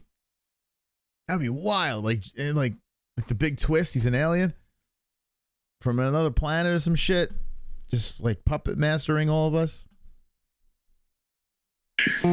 That's why I wanted a fan, a sold out crowd to walk out that tunnel, blow the roof off this place, and look over and see my son like, wow, Dad, that's you. And see the look on his face, wow, Dad. Wow, Dad. You make me feel so wow, Dad. Daddy cowboy. Ha. You make me feel so proud. Daddy cowboy. Ha. Don't cry, Daddy cowboy, don't cry. You're making me feel so proud. And see the look on his face, cowboy. Wow, Dad. Wow, Dad. Thank you, pal. Thank you. We got champs like Sean O'Malley, and men can win women's sporting events. Maybe this really is the end. Imagine that was in the Bible. You will see creepy clown that's borderline a woman be the bantamweight champion of the world. Sound like his nuts didn't even drop yet. You will have men competing against women. An eclipse will happen. The earth will shake. Flying saucer comes down. Jesus walks out. It's out there. Thank you, pal. Running across 15 states, from Texas all the way up to Maine. But there's a bit more to this event that's making people feel uneasy and on high alert. Let's start with the FEMA warnings. Rumors began swirling that FEMA told people in the direct areas the eclipse will affect to have 3 days worth of food and water ready. But why? Word of caution is being issued now by... My man's pulling up TikTok. Dude just fucking pulled up a TikTok clip. Emergency management. Stock up on 3 days worth of food, fuel, and water. Some think it's because of possible power outages, and even the news made mentions that this could be a possibility. Total solar eclipse that will darken the skies for millions of people. Guess what? Could it impact the power grid? Then there are others reporting that a huge number... I tell you, man, I like watch this shit and I just think you're fucking all crazy. Like, I don't know. I'm watching this. I'm like, it's just, this is pure entertainment for me. Like, just fuck. How you doing, Gutter Gawker? I'm an alien FFS cool show. That's right, right? Well, you're an alien, man. Gutter Gawker, you're an alien. That super chat gets me. The butt fucking. You butt fucking my eardrums. Thank you, Gutter Gawker. You are an alien. Always remember, from this point on, understand, all we are is are aliens. But anyway, getting back to that video, like I watch this stuff and I'm like, are you all fucking out of your mind? But thank God you're here. Justin. Moss, it's the 8th year in Oz and we all good. That's it. That's right. It's already the 8th. The Aussies are in the 8th of the month. All right. There you go, Justin. Thank you. See, we're gonna come out of this, guys. We're gonna come out of this. All right. But like I was saying before, thank God for people like this making these videos because it's incredibly entertaining. You know, it's fun to watch. So shout out to you guys. People are expected to flock into these areas to see the eclipse, which could potentially swell by nearly 10 times its population. Some schools along the path have already canceled in-person learning on April 8th. Imagine cities packed with 10 times more people than its usual population. If that is in fact the case, FEMA's probably worried that with so many people around there could be a shortage of supplies, while others think that this is a false flag for something much larger. Maybe that's because of the next red flag that people have been talking about. Ohio Governor Mike DeWine signing an executive order to assure state agencies will be prepared. The National Guard issued their presence with boots on the ground during this celestial event, which also raises many eyebrows. Is this merely a precaution to manage the anticipated crowds, or might it hint at a more covert operation lurking in the wings? Is it possible that we're being— This is like Patrick Gavia, the way he's putting this thing together. Left in the dark by something more than the total solar eclipse? Let's add in a no-fly zone order to the mix. There has also been a buzz saying that no airplanes or commercial flights are to fly through that zone during the hours of the eclipse. Again, why? This topic has been creating a huge buzz online, especially— Can't fly in the path of the eclipse. Is this really true? Like, what the fuck? Among the religious community, saying that this eclipse is a sign straight from the Bible and that people should be very observant of things to come in the following days. And we are 26 days away. The music in the background. Like they're really trying to drive this home. And I'm like all into it. I'm like, yeah, man, this is fucking nuts. I'm into it. It's the fucking music in the background. It's just boom. They're just drilling the information into you. So clever, man. So clever. While the hysteria over the eclipse, the globe is a cartoon, Star Trek is fantasy, aliens are demons, NASA and the controlling elites, now Earth is flat, non-rotating. It's a lot. Do you think if there was an eclipse coming, we would hear all this other stuff in these videos? At all revolves around the coming eclipse. I don't know what you're saying, but I read that so fucked up. So it's probably my fault.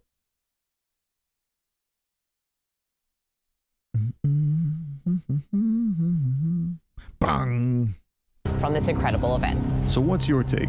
Is this just a cool event drawing big crowds and the government's trying to keep everything under control? Or do you believe— I kind of want to believe that. I want to believe like the government's got some crazy— I mean, I'm pretty sure the government does have, you know, information that we don't know. A lot of information that we don't know. I believe in that. Man, I want to be a fly on the wall. Find out what's going on. They're aliens. Something big happened. Do we really want to know if something big's happening? Probably not. Right? That kind of sucks knowing. That there's a larger plot at play. Could this be a false flag that has us readying up our troops? A biblical prophecy coming to the light? Let me know your thoughts down below in the comments. Recently, there have been many strange sightings around the world, from UFOs in the sky to trumpet sounds coming from the clouds. Okay, you ready for the UFOs? Let's go. Yo, what is this sound? However, a strange new mystery just made it into news headlines. A new monolith mystery. The internet is abuzz with speculation of alien activity. Visitors are flocking to a new mystery. Fishwana's back, guys. Hold on. Oh my God, you've been missed. Mystery just made it into news headlines. A new monolith mystery. The internet is abuzz with speculation of alien activity. Visitors are flocking to a new mystery monolith on the Welsh countryside. A mysterious monolith appeared just recently, seemingly out of nowhere in the UK countryside. A strange metallic object that stands 10 feet. Yo, what the fuck is that? What is this? Tall, which appeared with no footprints or tire marks anywhere near it to be found. Come on, man, with this shit. So far, there's no. What the fuck is that? What is that, man? It's the fucking World Trade Center. What the fuck? No clue as to how it got there. That monolith has nothing on my coffee container. Mine also appeared out of nowhere this morning, right after my alarm went off. This guy just shows up with his fucking silver bullet. They shoves up his ass. A man discovered it on his routine hikes. The fuck, that guy? Was that just a gay jump scare that just happened there? What the fuck was that? This guy just came. He just like, here's my dildo. Like, what the fuck? Far, there's no clue as to how it got there. That monolith has nothing on my coffee container. Mine also appeared out of nowhere this morning, right after. He's like, my coffee container. Bro, what the fuck? Not there. That monolith has nothing on my coffee container. Mine also appeared out of nowhere this morning, right after my alarm went off. A man discovered it on his routine hikes and says he's what the fuck? Never seen anything like it before, and it almost seems like a UFO just dropped it off. No, I've never seen this before. Always looks like a UFO just pointing something down. Sightings like this have had the internet buzzing, as this was not the only metallic monolith found in the middle of nowhere. These odd monoliths have been found and sighted in Romania, southwestern England, I guess this is the thing now, right? California, and one was even. What the fuck am I watching? Bro, man, does anyone believe in this shit? Do you guys think this fucking weird alien thing is on Earth? Found in Utah by state officials and removed as if it were some sort of secret evidence. This one in Utah, also from 2020, was first spotted by state officials and removed. I can't, bro. Listen, I believe in aliens and shit. I do. I don't believe in this shit though. I'm sorry. This is. Oh my god. Oh, I love this. Oh, it's so great, man. Many people have been showing up to these statues to take pictures, as some feel that there's a supernatural power attached to the metallic object. While many people believe this is from some sort of otherworldly beings, there have also been a few people out there claiming responsibility for the statues, calling it artwork. However, no one has yet proven that these were pieces that they've actually created. So far, no one has claimed responsibility for this mystery monolith, and there were no tracks of any kind around the structure to indicate that it was trucked in. You know what it looks like? It looks like those Instagram filters where it's like, here's Francis Ngannou behind me, and it's like this goofy. Oh my god. It looks so much like a filter. Structure to indicate that it was trucked in or erected there on site. Like it's almost as if it just appeared. There's the elf. Which, of course, only adds to the mystery. So what do you think? Are these random parts to some space station falling apart, crumbling down to Earth? Possible alien coordination markings? Or do you think that there's a group of people out there venturing around the world to isolated locations and leaving these as a prank? I'd love to hear your thoughts on what these it sounds like a prank. Odd monoliths could be. A woman captures a very strange video in Lake Wales, Florida, of 3 to 4 glowing objects that appear to be illuminating a cloud in the night sky. At the right side of the cloud, 2 objects can be seen hovering in place. Oh my god. It's so intense.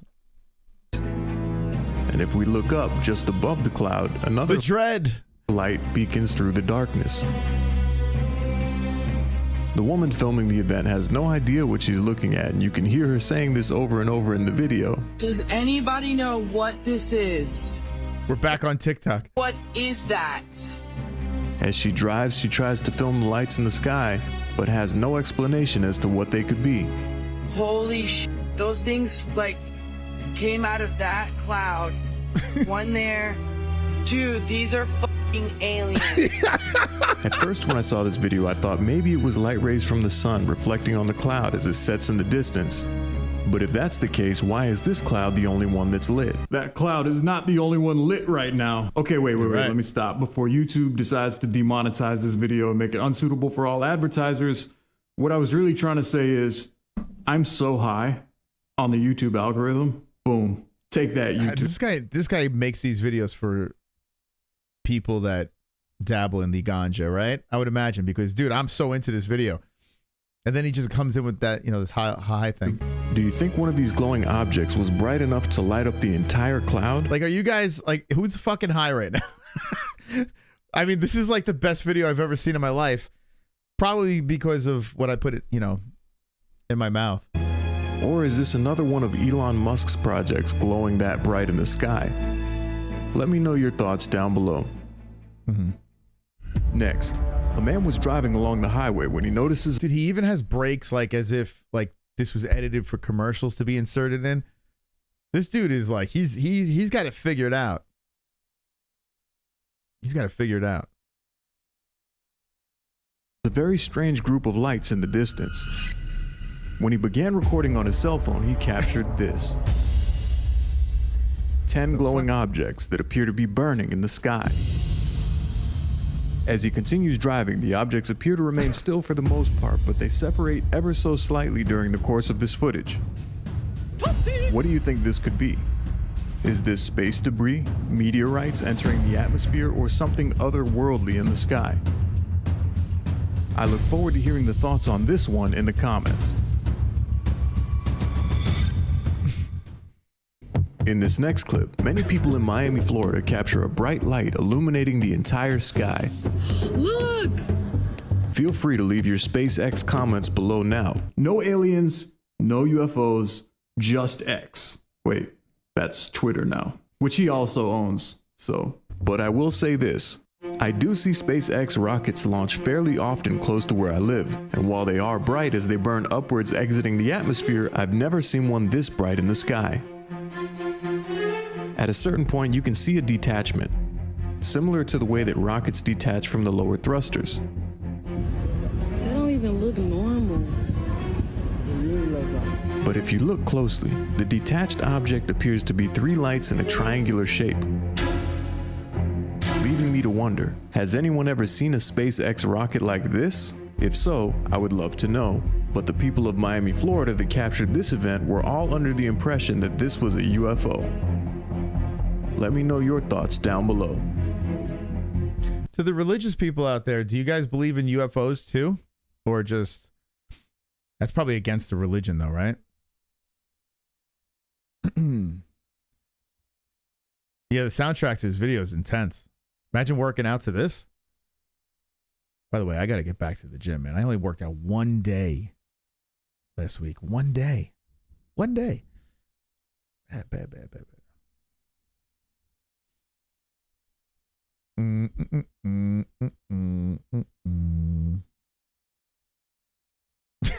You gotta be a full-blown schizo to find this entertaining. You know what's entertaining? Today I put on Angel. I saw Angel was live. Angel Gotti was live for 10 hours. So I was like, what the fuck? So I was like, let me scroll through this thing. And they had some, they had some crazy fucking schizo argument go on there. I was like, whoa. And then I told Jess, I was like, yo, this guy's on. Check this out. It's very entertaining, man. If you want to hear like people just fucking going at it. And I'm like, why are they mad at each other? Like, what happened?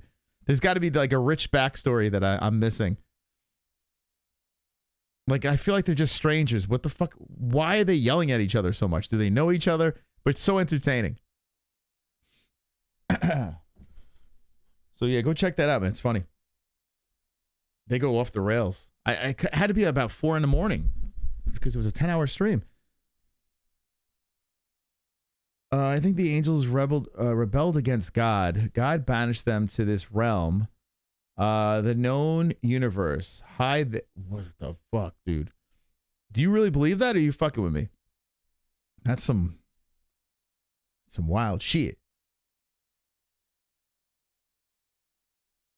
It used to be against church beliefs, but I think they said aliens real, but they can only come here if they're if they're trans. Oh my god, that caught me off guard. Angel streams are always, yeah, it was so funny, man. Yeah, it's great. It's like it comes out of nowhere. she's got a stable of crazies that's so funny, man. Like when they come on, they fucking start screaming at each other. I'm like, what the fuck are they yelling at? But it's so entertaining.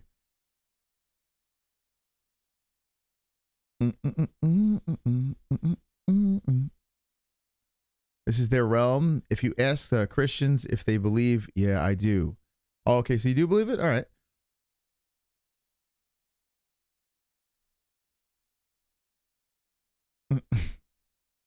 I've real heard that John Gotti's lawyer will be working on the Diddy case. What? Is that true? Is that true? Well, he's got a bunch of lawyers. One of the lawyers comes on Angel's show. Angels from the Bible, the good ones, are dreadful scary. Imagine the fallen angels and what they look like. I've never imagined, but I will. Yeah, I never really imagined. Even when I was all in on the religious stuff, I don't know, I never really thought about it much. Like I was just like, okay, this is real, man. I just got to believe it.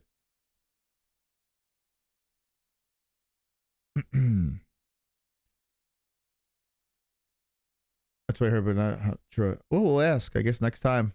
We'll hop in the chat. Ask. We'll get back to this video in a sec. I'm just hanging out with the chat right now. Got beautiful people deep into the evening. Appreciate you guys.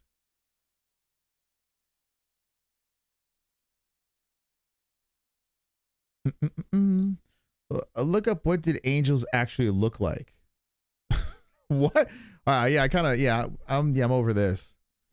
Let's see. What do angels look like? How the fuck do people know what angels look like?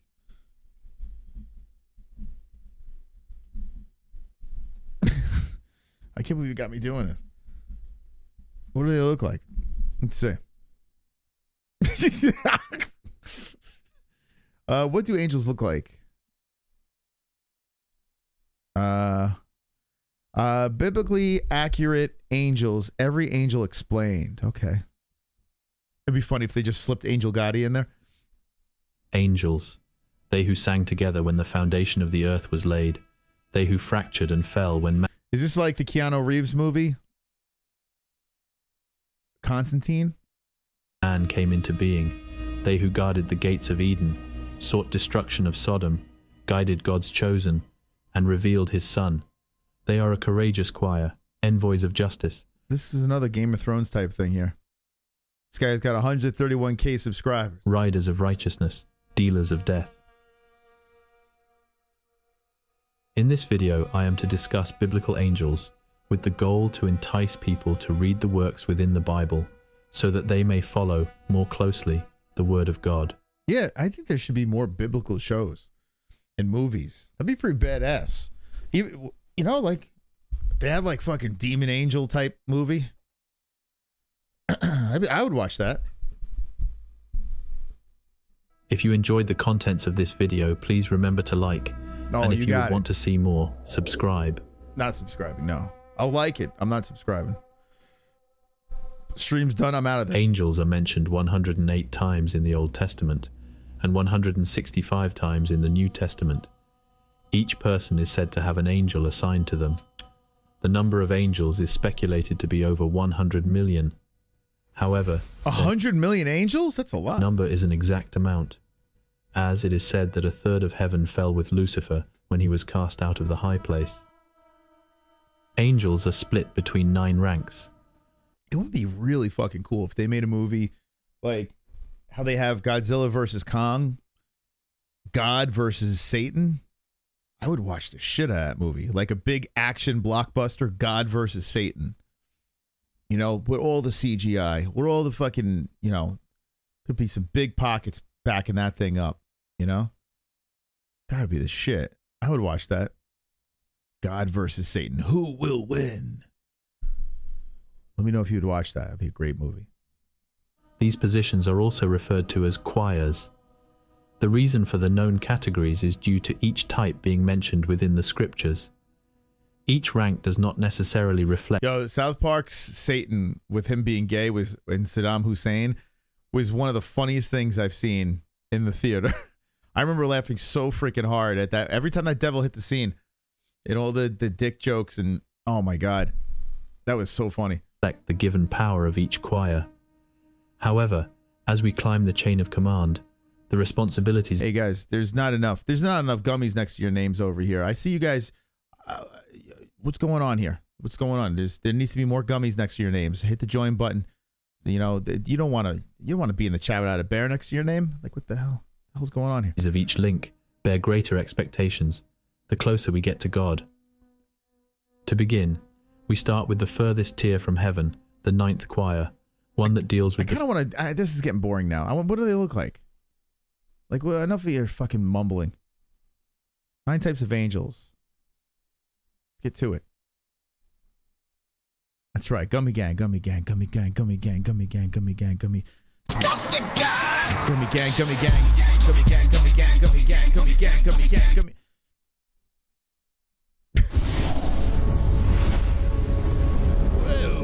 And forgiving than we are because they are able to see far beyond the mortal timeline. Dude, the lion head's great, man. That's awesome. They are appointed to help us and are aware of our own life goals, yet they never impose their will on us. Here are 9 different categories of angels. Before we go into this video, make subscribe to Gideon Films and turn on the notifications so you don't miss our uploads, and like this video for the sake of YouTube algorithm. 9 types of angels. Let's go. Let's see it. 1. Seraphim. Got some Twin Peaks music in the background. Look, he's got wings on the head. Seraphim is Hebrew for the fiery ones. This word is the plural form of seraph. The Bible describes these angels as having faces, hands, and feet. Each seraph possesses 6 wings, 4 of which are used as a gesture of humility while they are in the presence of God, and the other 2 are used for flight. They shout, "Holy, holy, holy," and seem to be always giving God homage. They are frequently portrayed in religious artwork. These are the closest angels to God. They encircle his throne and radiate a flaming, passionate light that represents his love. Seraphim are known as fiery serpents, and no do you sit around and watch this shit? Other celestial creatures are allowed to stare at them. They only have 4 faces, and there are only 4 of them. When they arrive on Earth, they abandon their snake form in favor of tall, slim, clean-cut human forms. 2. Cherubim, plural of cherub. There we go. These angels manage celestial records and have access to God's wisdom. They are dispatched to Earth with major missions, such as removing humanity from the Garden of Eden. Cherubim are depicted in ancient art as sphinx-like winged creatures with human faces, rather than... So, Kainoda, you do believe in this stuff, then? Man, this is fucking crazy to me. It's crazy that people believe in this. The plump infants with wings that currently adorn greeting cards and book covers. Cherubim are Ophaniel. It just seems so over the top. You know? Click on the shorts. We're almost there. We're learning about each angel. All 9 of them. Rikpiel and some Final Fantasy shit. Sophiel, as was Satan before his descent into wickedness. 3. Thrones. Thrones' look is possibly the oddest of the initial batch. They are reported to resemble large, bright wheels with many eyes. They act as God's chariot. Yeah, why don't they make movies about this shit, right? It seems like it's pretty fascinating. I feel like you can make a good movie about each angel and then have like the Avengers unite, like all the angels get together in the final movie.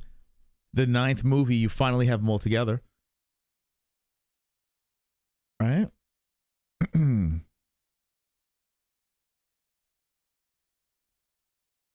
If you read what Jesus says, he doesn't talk about any of this. Yeah, is this in the Bible? Where are they getting this information from? The 9 angels? Well, angel's the 10th angel. There's some scary looking mofos. This is a weird looking one, this one here.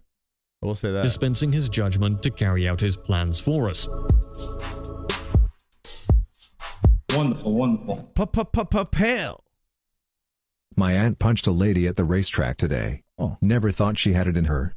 That was after my uncle threw a tantrum and caused a scene. Then when I dropped my kid off at her mom's, I broke one of their windows. FML. Did you do it on purpose, or you broke one of their windows? How did that happen? Thank you, pal. That sounds like an eventful day. Old Testament. Oh, that's where they talk about the angels. You know, I never read the Bible, but we've studied it in school. I remember. I didn't know I was just checked out. Like when they would we would do like the Stations of the Cross and all that stuff. It would be like in one ear and out the other. It was a lot of information. It's too much. Too much to remember. I couldn't remember it all.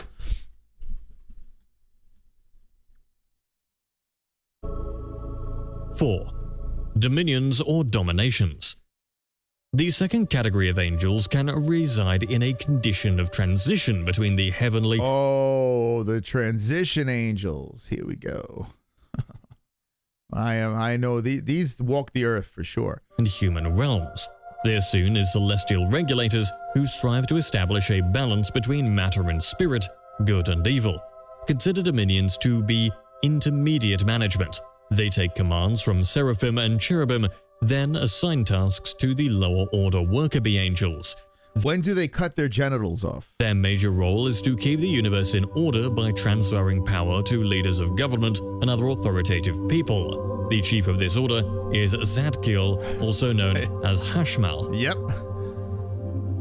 5. Virtues.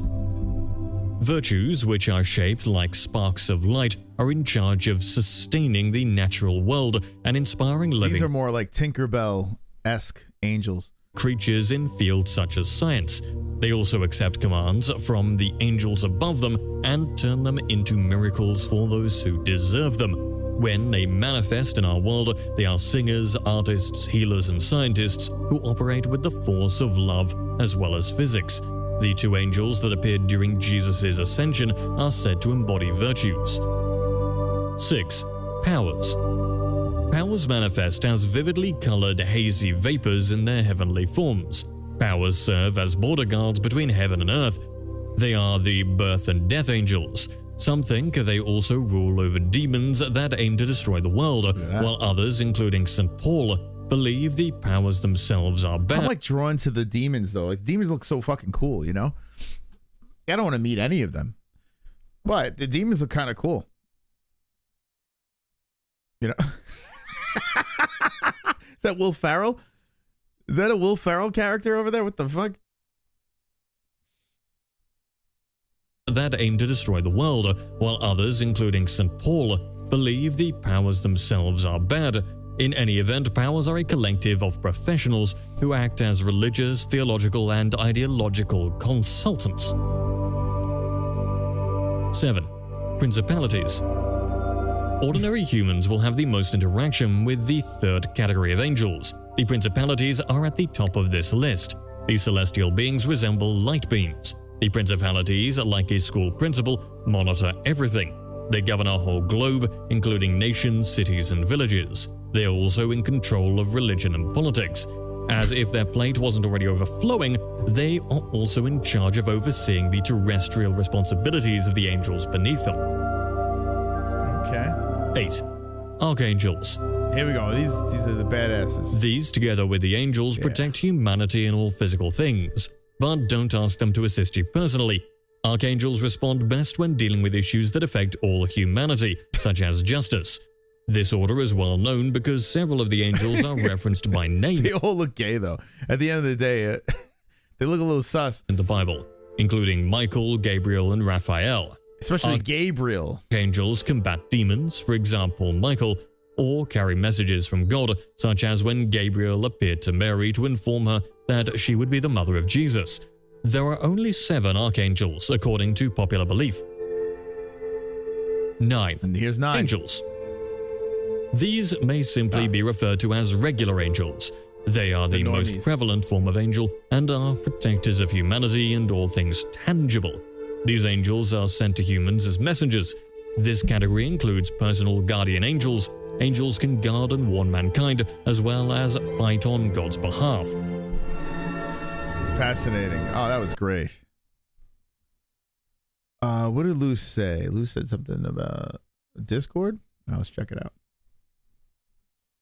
Yeah. Let's go. YouTube vids. La-di-da-di-da. Oh, here we go. You guys got some videos in here.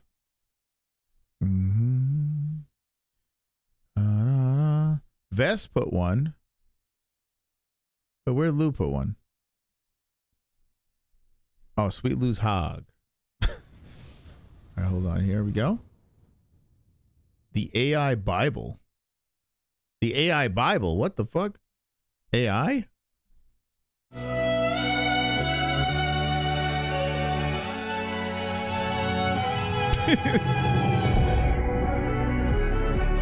don't know if I could play that music, but hold on. I probably just fucking got flagged. Here's how John Oh shit! I just subscribed to him. God damn it! Get out of there. Can I hold on? I could do it like this. There we go. Yeah, it sounds like something I'll get nailed on. What the fuck is this? Oh, this is what an angel looks like?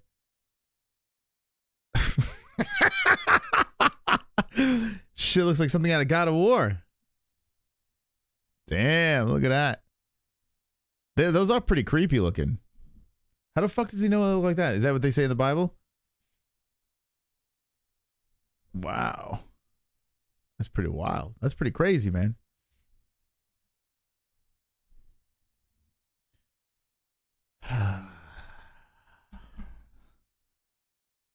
Biblical accurate angel. So, all right. So that's what everyone thinks. It gets crazier and crazier. Like, as I go down the rabbit hole, I'm like, what the fuck? Could you imagine? It's tripping me out. These people, and get the most sites show him some real angels there in the Discord. Wait, isn't that what I just showed? Is there more? I just showed that, no? What's the other video I wanted to see? But this one was some kid talking about CERN. Okay. It's Macaulay Culkin talking about CERN. Universe, and then our universe destroyed, so now parallel universes or multiverse started to move parallel to us because we were out of alignment that just destroyed everything. In a world where science fiction meets reality, a young prodigy, the world's smartest kid, has just dropped a bombshell that could change the course of human history. Right here at the cutting-edge facility of CERN, where mysteries of the universe are unlocked, a portal to another dimension has been unveiled. This is what we were listening to before. Dude, it's fucking nuts, man. This is some movie shit. The portal is open. And the one who unraveled this astounding discovery? None other than a child genius, a modern-day Einstein, who's rewriting the rules of reality. But can we trust the claims of this prodigious youngster? And could this be the revelation of a lifetime? Where'd the accent come from? The world as we know it might never be the same again. So join us on this mind-bending journey as we dive deep into the realms of science and the unknown to uncover how come on, bro. Let's get but to he it. is also a prodigious inventor. Surprisingly, at the tender age of 13, he conceived a groundbreaking free energy device. With unwavering enthusiasm, Max demonstrated how this device could revolutionize the way people live across the globe. His invention held the promise of restructuring human existence itself. Since then, Max has gained widespread recognition for his ingenious perspectives on the captivating phenomena unfolding within our universe. Interestingly, that's crazy, huh? How this kid is just like some sort of super nerd. The subjects Max delves into revolve around the very world we inhabit and the intriguing concept of parallel universes. Some of his most captivating theories revolve around our world, the experiments conducted at CERN, and the potential risks they pose to Could you imagine if this kid is just mad? He's just mad, right? He's just crazy. And we're like, yo, this guy's fucking a genius. You know, it's just a fucking kid with mental illness. Very fabric of our universe. These experiments are carried out using the awe-inspiring Large Hadron Collider, a colossal machine designed to disassemble subatomic particles in an attempt to recreate the conditions of the Big Bang. Max's theories suggest that these experiments, while awe-inspiring, might have inadvertently jeopardized our universe. Why do they keep on showing Doctor Strange? Because I guess different universes. Potentially causing throw me off. A shift into a parallel universe. What's truly fascinating about Max's perspective is that he argues that our universe is just one thread in the vast tapestry of the multiverse, and there exists an infinite number of parallel universes alongside an infinite number of realities. In a sense, Max believes that we were once on a single linear timeline. However, during one of these experiments, an anomaly occurred, leading to an infinite series of shifts into alternate universes. How many people believe in the alternate universes and stuff? I mean, it's not impossible. It really isn't. I mean, we are literally walking around on a planet. You know, it's kind of crazy to think about. Like we're all just fucking walking around on a planet, just, you know, in our own little world, literally. And to think that there can't be like wormholes or other universes or anything like that. I mean, I guess it would just be wrong. And to think that there couldn't be, you know, heaven and hell. Who the fuck knows? I was to believe in all that dumb shit. You know what got me thinking? That movie Inception, was it? What was the one, the Christopher Nolan movie? Was it Inception with Matthew McConaughey? Or Hey? When I watched that movie, two movies that really fucked me up. One was The Matrix when that first came out. I was like, what the hell? Yeah, The Matrix, like, how many people saw that in the theaters back in the day? How many people that old that seen the first one in the theater? Now, the sequels, but the first one, I remember going to a bar afterwards, and all we could talk about, we couldn't even talk about, like, chasing girls or anything. We were just like, yo, what the fuck did we just watch? The whole car ride to the bar, at the bar, getting drunk, coming home from the bar. We couldn't stop talking about The Matrix. It was the craziest movie at the time. And then you had that Inception movie that kind of threw me off. Matrix and Phantom Menace in the cinema in 2000. Wow, before we became so high tech. You know, The Matrix, that was not. I remember seeing that movie and I was like, whoa, that's fucking, imagine. I saw Matrix 1 and 2, good movies. 2 is like, it went so, I don't know. The first one was great. You know, the first one was perfect. That was a solid movie. Great twist. And then it got it. Oh, Interstellar. That's the movie. What did I Inception. No, not that. Interstellar. Thank you. Crying Scotsman. Interstellar is the movie that I was referring to, yes. I remember seeing Interstellar. I was like, yo, that's fucking awesome. That's so cool. Could you imagine? That was pretty cool, that movie. I gotta take a piss. But yeah, that Matrix, man. That Matrix is wild. That Matrix, like if you were lucky enough to see the Matrix when it came out in the movies, if you were lucky enough for that, it's a blessing. Something you look back on, you'd be like, wow, that was a privilege. Now, if you watch it now, you're a kid, you're like, oh, everyone talks about the Matrix, and you watch, and you're like, you watch it now, you're like, it's cool twist, but it's not. It wasn't as not mind blowing as when you saw it in the theater, you know. And it's such a fresh concept. Oh, you saw Interstellar? Yo, that movie is so good. I got to watch that again. It's such a good movie. Solid flick. You guys are still flying in that chat, man. I can't keep up.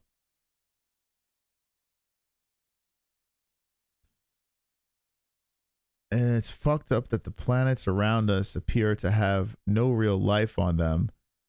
Yet here we are.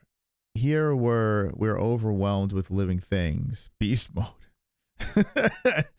Yeah. Yeah. That's crazy, right?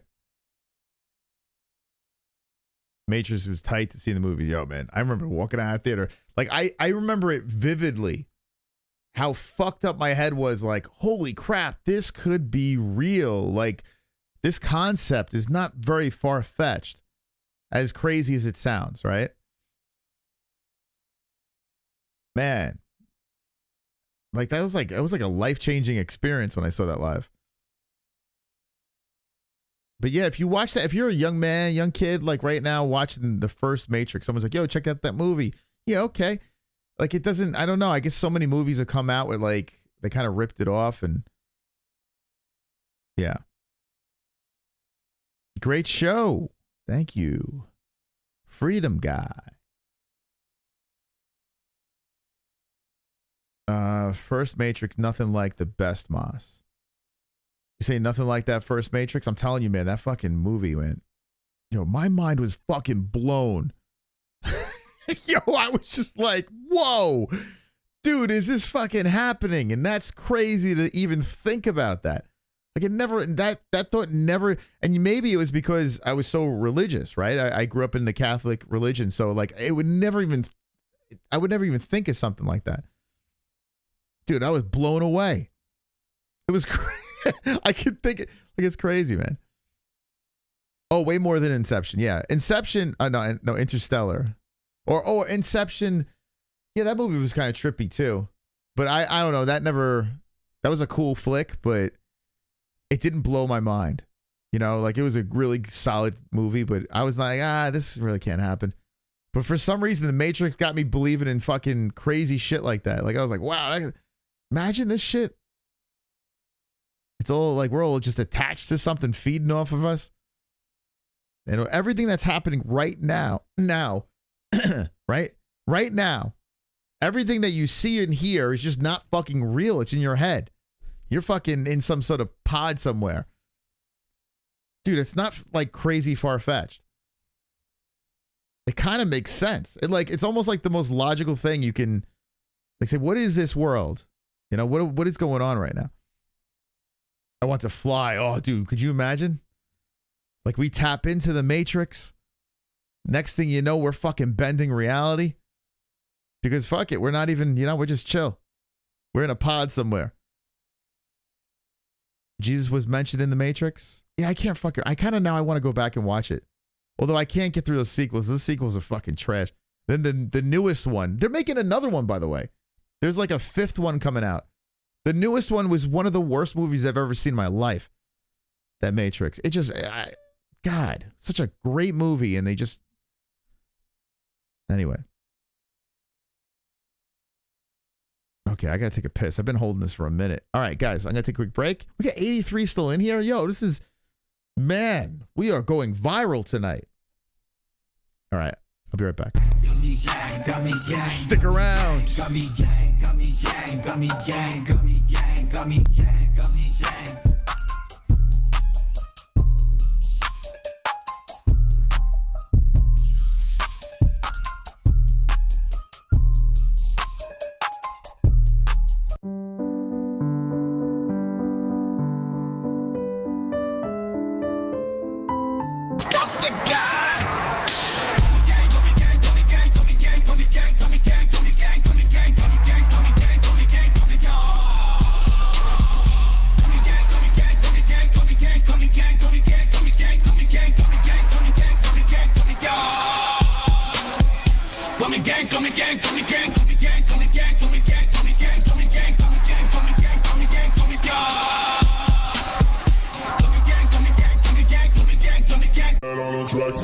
We MMA-Holes, community be so dope. We got the best watch-alongs, the internet say so.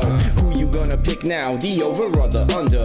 Chris will give his picks out, and I don't trust no other. Main card or the prelims, it don't really matter. UFC fight nights and pay-per-views on a platter. Toe holes and omoplatas, blood nose and split bananas, stuck rolls and empanadas, big bowls of marijuana. Gummy gang, gummy gang, gummy gang. I need 2 joints to hang in the homie Craig gang. I'm printing ear to ear, amped up, showing things. It's time to watch the fights, beast mode, watch them bang.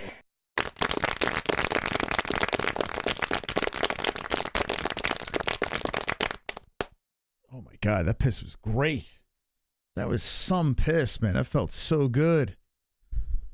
Whew, there's nothing like a good urination. Especially been holding it in for a minute. Maybe we should do more shows like this where we have a conspiracy or whatever, I guess a controversial topic, and we just go down that rabbit hole. Religion is always something that is fascinating. I pissed out a TV. Man, it was so pleasure. It was such a pleasurable piss. I got to see if we get nailed for showing some of this content. You know, who knows? If I'm getting nailed, you know, then it's just got to be a conversation, what we can still do. I just like to dive, you know, jump onto the internet and see what crazy stuff everyone's putting out, see everyone's thoughts, you know, or hear everyone's thoughts.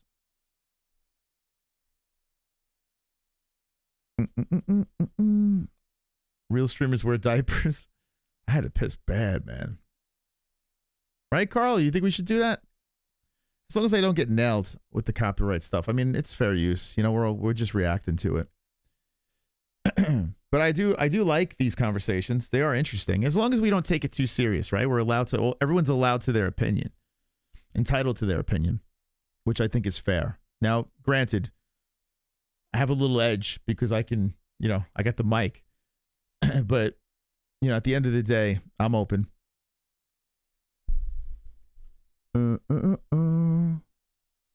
It's as if we've embarked on an endless journey through the corridors of existence, continually leaping from one parallel universe to another. In our current reality, we find ourselves immersed in the idea of infinite universes. It's a concept that challenges the boundaries of our understanding. However, in the blink of an eye... That's what it comes down to, right? Yeah, we can't wrap our head around things like this because it seems so unrealistic, right? But we're really just specks walking the earth. We're just specks. We're really not that important. As important as we think we are. Our existence can be altered. The catalyst for this shift could very well be the remarkable minds at CERN, who upon Hold on a second, I gotta draw something. Chris, you should see the movie Tenet, directed by Christopher Nolan, who also did Inception. All right, let me just say this. Tenet was horrific. I saw, and I love Christopher Nolan. I haven't seen Oppenheimer yet. I still got to see that. But I pretty much watch any Christopher Nolan movie. I think he's fantastic. Tenet is, it's so fucking bad. Me and Jess turned it right off. I was like, that's a pretty bad movie. Detecting an anomaly in the space-time continuum, embarked on a mission to manipulate pivotal moments in history. The profound notion underpinning their actions is that reality may not be as fixed as we perceive it to be. It's this belief that fuels the claims surrounding the European Organization for Nuclear Research's experiments aimed at opening portals between universes. Max Laughlin, a young visionary, reinforces this idea. He contends that these portal-opening experiments at CERN provide compelling evidence for the existence of neighboring universes, harmonizing with his theory of the Mandela effect. To understand this theory better, we must turn Interstellar. Oh, it's such a good movie, man. So good. Our attention to the colossal marvel known as the Large Hadron Collider. Nestled beneath the Earth's surface in a sprawling 17-mile tunnel straddling the borders of France and Switzerland, the Large Hadron Collider is the world's most potent particle accelerator. Inside this circular tunnel, scientists orchestrate the collision of two particle beams, meticulously scrutinizing the atoms and molecules that emerge from this cataclysmic encounter. The results offer a profound glimpse into the intricate dance of physics. In Max Laughlin's perspective, this awe-inspiring machine might have inadvertently led to our universe's displacement into an adjacent one. This seismic shift, according to Max, can be traced back to the Large Hadron Collider. The machine's reputation as a harbinger of change stretches back to the days of Bill Clinton's administration, fostering an air of mystery and intrigue that has captured— It sounds like some X-Files shit. —the imagination of many. During the inception of the Large Hadron Collider, apprehensions ran high among the scientific community. Many feared that this colossal machine could potentially generate a black hole, spelling doom for our planet. This concern reached a zenith when Francesco Calogero, a distinguished nuclear physicist from the University of Rome and a co-recipient of the 1995 Nobel Peace Prize, penned an essay in 2000 titled "The Michael Tree Experiment: A Threat to Planet Earth." Calogero's essay ignited a protracted debate that raged for years, revolving around the pivotal question of whether the Large Hadron Collider was a harbinger of planetary destruction or a crucible of scientific discovery. The essay's reverberations extended far and wide, even making their way to John Oliver's segment on The Daily Show in 2009. In an episode featuring a science teacher, the Dyer claimed that the experiment held a 1 in 2 chance of birthing a cataclysmic black hole was aired. However, to quell these fears, John Oliver engaged with scientists from CERN actively involved in the Large Hadron Collider project. These experts systematically debunked the ominous predictions, reassuring the public that the Large Hadron Collider was a tool for profound scientific exploration, not a doomsday machine. Amidst this backdrop of scientific intrigue, the concept of the Mandela effect enters the stage. Max Laughlin, a brilliant mind of our time, affirms the reality of this phenomenon. The Mandela effect occurs when a substantial number of people collectively remember an event that, in fact, never transpired. Yeah, the Mandela effect is like one of the craziest things. It's like real, like that shit. There are things I'm like, man, that shit happened. Like that Shazam movie thing. I still can't understand how I remember that movie. It's weird, man. That Mandela effect is really strange.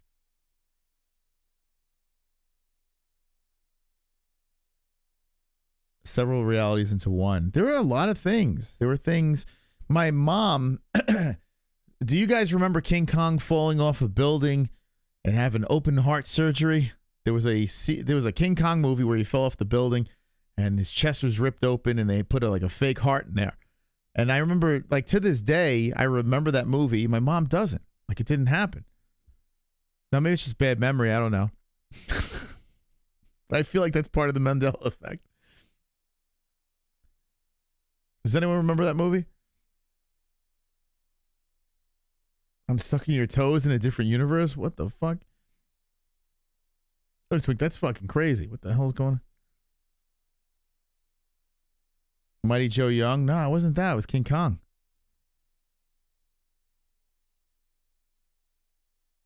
I found a clip of it and showed my mom, and she's like, I don't believe this happened. It's hard to find the clip, too. It's weird. Anyway, let's get back to the Mandela effect.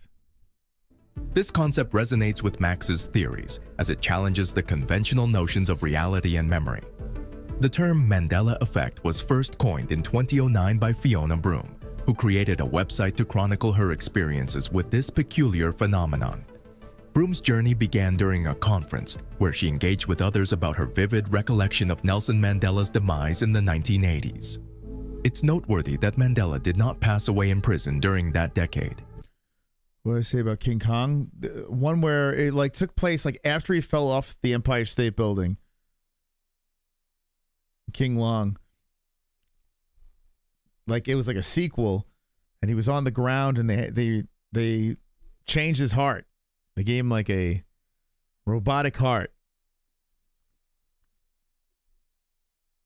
My mom's like, I remember my mom and dad took me to that movie, and years later, I brought it up, and they're like, "Were you crazy? Like, how do you forget that happened in a movie?" But both of them didn't remember it. And even to this day, I brought up. I even had a clip of it, and I sent it to them in the DMs, and they're like, "I don't remember that movie." I'm probably the only one here that remembers that movie too, right? You remember that kind of Odo? There's a clip on YouTube where you could find it. That scene.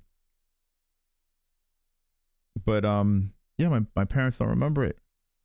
King Kong versus Godzilla. Yeah, I remember that too. King Kong Lives. That sounds about right. 1986. That was probably around the age I went to see it. That's probably right. King Kong Lives. Yeah, what? You remember that then? So 2 people. Justin, you remember it too? Yeah, it was wild, man. They brought him back to life. But then I think he dies again at the end of that movie. I think his heart failed him or some shit. I can't remember. Mom probably fell asleep. And my mom and dad. They both don't remember it. He left us in 2013. Fiona Broome's journey into the enigmatic world of the Mandela effect began as she conversed with others about her vivid memories of Nelson Mandela's supposed death in the 1980s. What astounded her was the realization that she was far from alone in her recollections. A surprising number of people also held distinct recollections of news coverage, including a widow's speech commemorating Mandela's demise, a stark contrast. I keep seeing Morgan Freeman. To the historical truth. This collective misremembering, now known as the Mandela effect, gave credence to Max Laughlin's intriguing theory. our reality might be an alternate expansion of the universe. The name Mandela effect encapsulates this phenomenon, but it extends beyond the Mandela narrative. Other instances of false group memory include Mickey Mouse with or without suspenders, and the iconic mirror mirror on the wall line. Hey, how do you remember? I remember suspenders. But which is the real Mickey? Coughlin's intriguing theory. Narrative, suspenders, and the which one was wasn't it with? Was it? Do you remember him topless or not topless? Which one's the real one? The one on the left. Well, now I'm confused. Now I don't know. I feel like it's the one on the left. I don't fucking remember. I feel like the one on the left is right. Which one? Suspenders is the real one? Topless? Fucking hell. Kong falls off the Twin Towers and he appears to be alive. However, his heart is failing. Yes. Artificial one. That's it. Kanoto, that was it. Bingo. Wait, topless? Wait, what the fuck? Wait, you guys are splitting the chat too? Wait, which the real one? Hold on, what the fuck? I gotta look this up.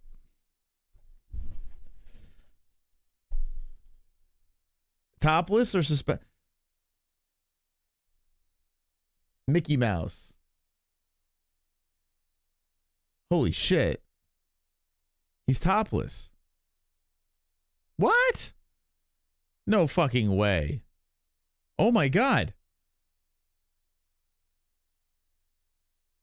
Mickey Mouse is the topless one. The real Mickey Mouse had 0 suspenders. What the fuck? I just got hit with the Mandela. Damn. Yeah, I feel like the one on the left is correct.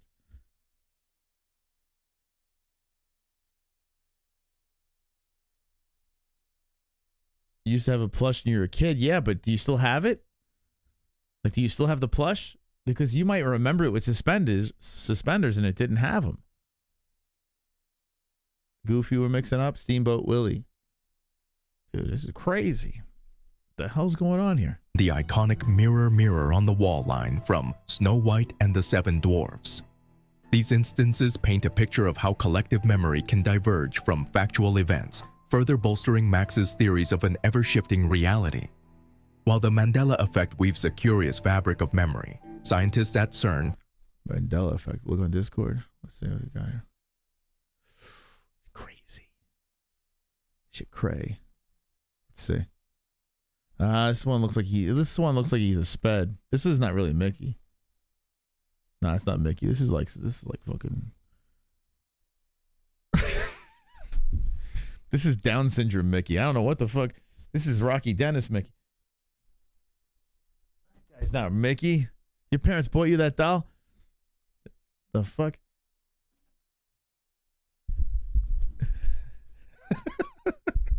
Special Mickey?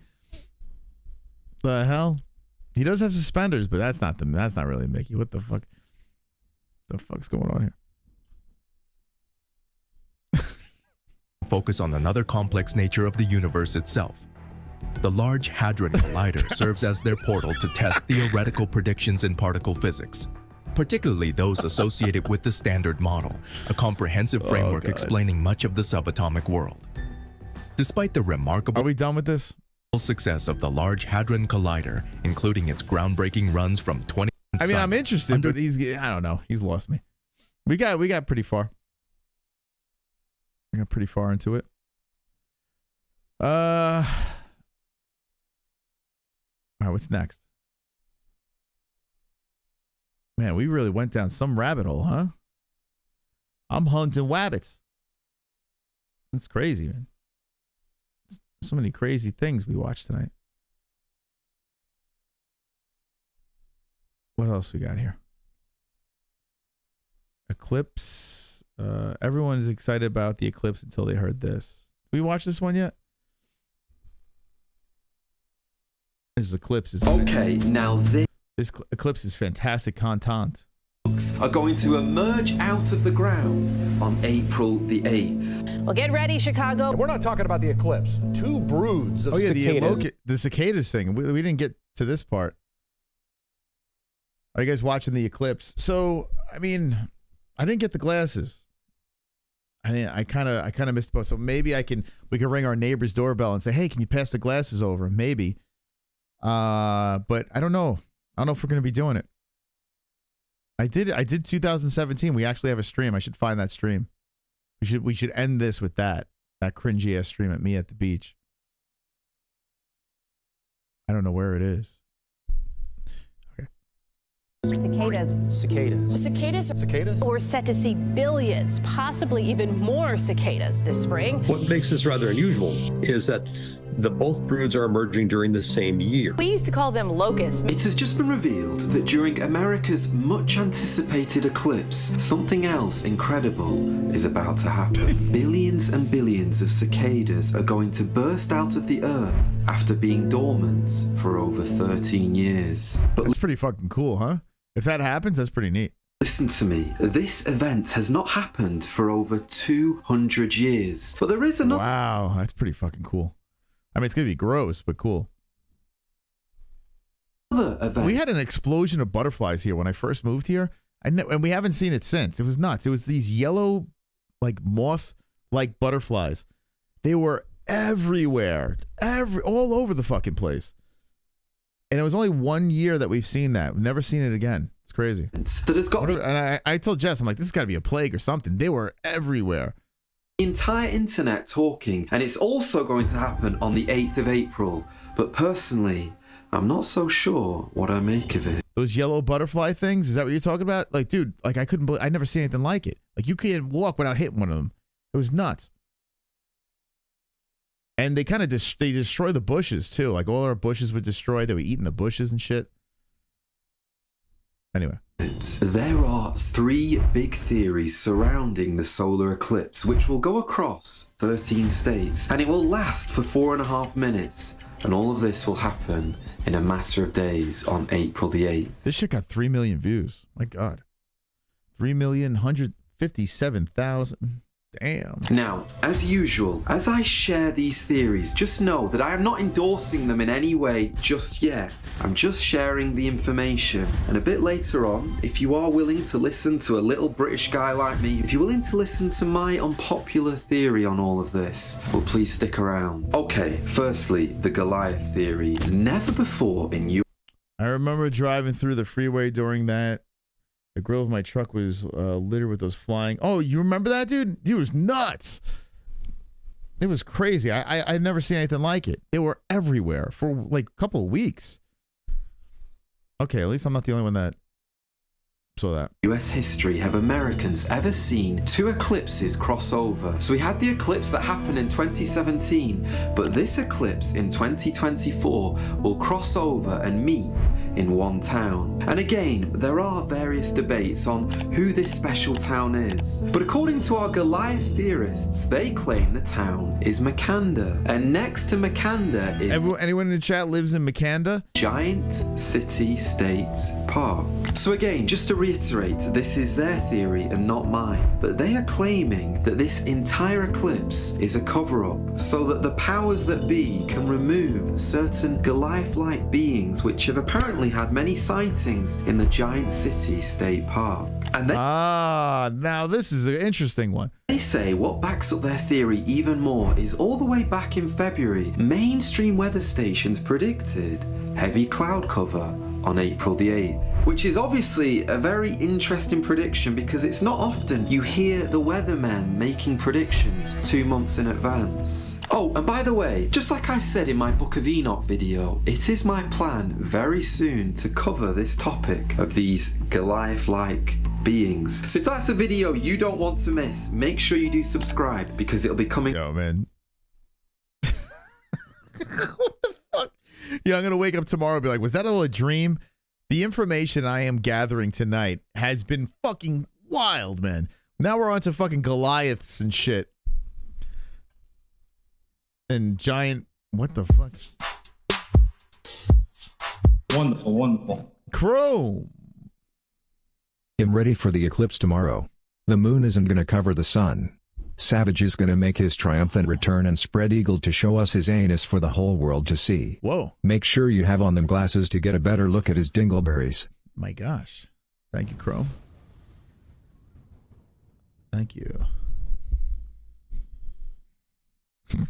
Your way very shortly. But for now, over to you. Do you think their theory is correct that all of this eclipse is just one big cover-up? Well, I'm not so sure, so let's hear our second theory. A number of years ago, a woman called Anna Maria Tadjai predicted that there would be 3 days of total darkness in the future, just like what happened previously in the land of Egypt. Like the Bible, it says this: "Then the Lord said to Moses, stretch out your hand toward heaven, and there may be..." This is what we were listening to before. "Darkness over the land of Egypt, darkness which may even be felt." So Moses stretched out his hand toward heaven, and there was thick darkness in all the land of Egypt. I can't. I just put a Down syndrome Mickey on eBay for my nephew. He has Down syndrome, by the way, for reals.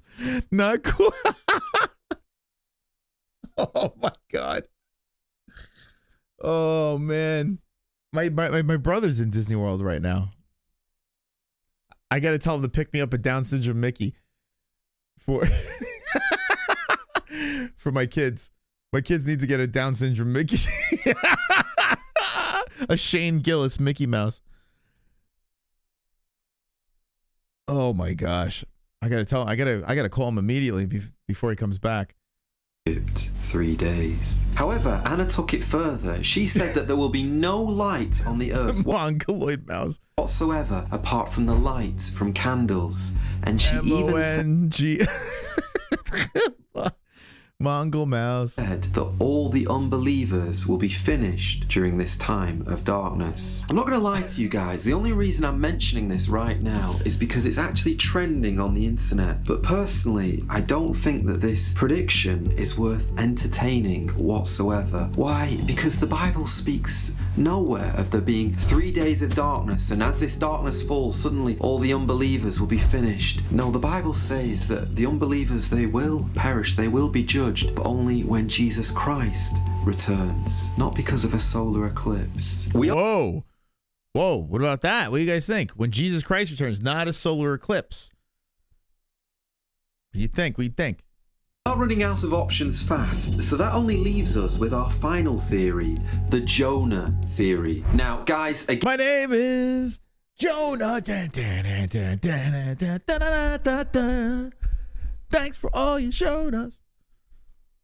That Weezer album was just fire. Again, I'm going to be super honest with you. There are a lot of Christians that have mixed opinions on this particular theory. Jesus Christ said, no one will know the day, no one will know the hour, not even the angels in Jesse said that too. Jesse is with him. Heaven will know when the Son of Man will return. So I want to just reiterate this point very emphatically one more time. As I give you this information, that doesn't mean I'm agreeing with it. I'm just keeping you in the loop. And a little bit later on, I, as a little British Christian, I'm going to give you my thoughts on this. The Jonah theory draws from another theory by the biblical scholar and archaeologist Donald Wiseman. He spent much of his life studying ancient Assyria, and what we do know is that during the reign of the Assyrian king Jeroboam, he reigned between the years 786 and 746 BC, not BCE. During this time, there was a very notable eclipse called the Ber-Segale. Now, because we know from 2 Kings 14 verse 25 that Jonah prophesied during Jeroboam's reign, Donald Whiteman has speculated that this eclipse could have happened when Jonah arrived in Nineveh. You probably know where we're going with this right now, because Jesus Christ had a rebuke for all those people who were desperately seeking a sign from God. He said, no sign will be given to it except the sign of the prophet Jonah. For as Jonah was 3 days and 3 nights in the belly of the great fish, so will the Son of Man be 3 days and 3 nights in the heart. So Jonah was like Pinocchio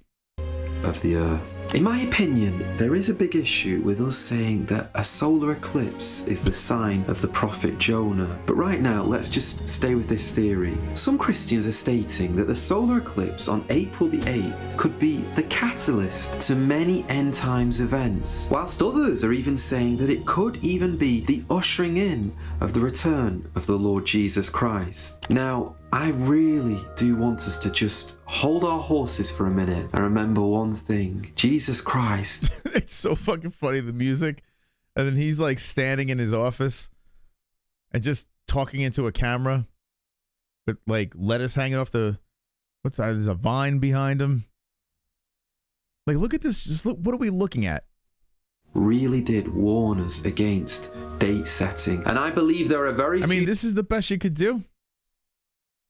Things which 3 million subscribers ruin our testimony as Christians on earth than when people set dates and get them totally wrong. The Bible says, "Therefore you also be ready, for the Son of Man is coming at an hour you do not expect." Why then do so many Christians believe that the solar eclipse on April the 8th in America could be a sign of the end?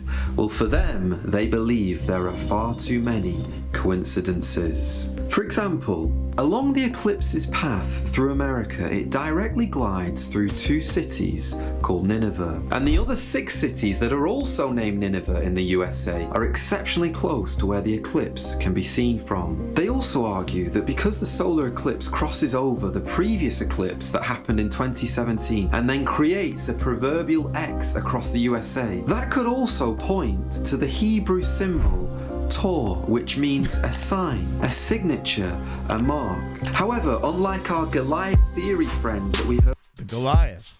Wonderful, wonderful. Are we really watching this shit?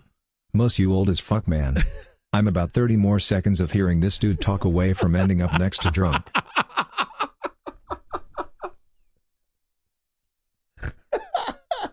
Oh my god, dude. Oh man. Dude, that's fucking horrible. Did he just say that? Did he just fucking say that?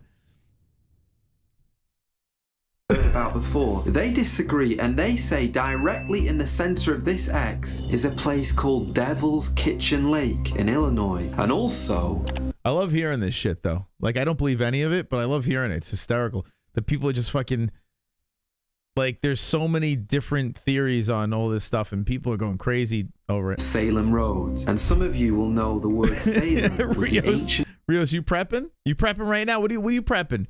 You getting some canned food? You got the loading up the guns? Because you never know. There might be some truth to this. Word for Jerusalem. Let's go. All right. Batten down the hatches. And Salem was also the royal city of where the King Melchizedek ruled, who, like the Lord Jesus Christ, he was also a king and he was also a priest at the same time. And for them, perhaps the most This guy's the worst part of this. Like, don't even fucking show this mug. Unmistakable coincidence is this. When I say the name Jonah, what first comes to your mind? You think of a whale. Well, no, I think of the Weezer. Did you know this? The path Jonas that this solar eclipse will cross on the 8th of April, directly above it will be a constellation, a whale-like constellation called Cetus. And for our Christian brothers and sisters, they say this only solidifies their theory even more. How do we untangle all of this? Well, if you want to hear my personal opinion and just know I'm full of mistakes, I make a mess often, and if anything I say in this video is wrong, please forgive me. My advice to you would always be go back to the scriptures, be a Berean and don't trust any man. Just go through the scriptures. Yeah, that's probably the best way to do it. He's right about that, right?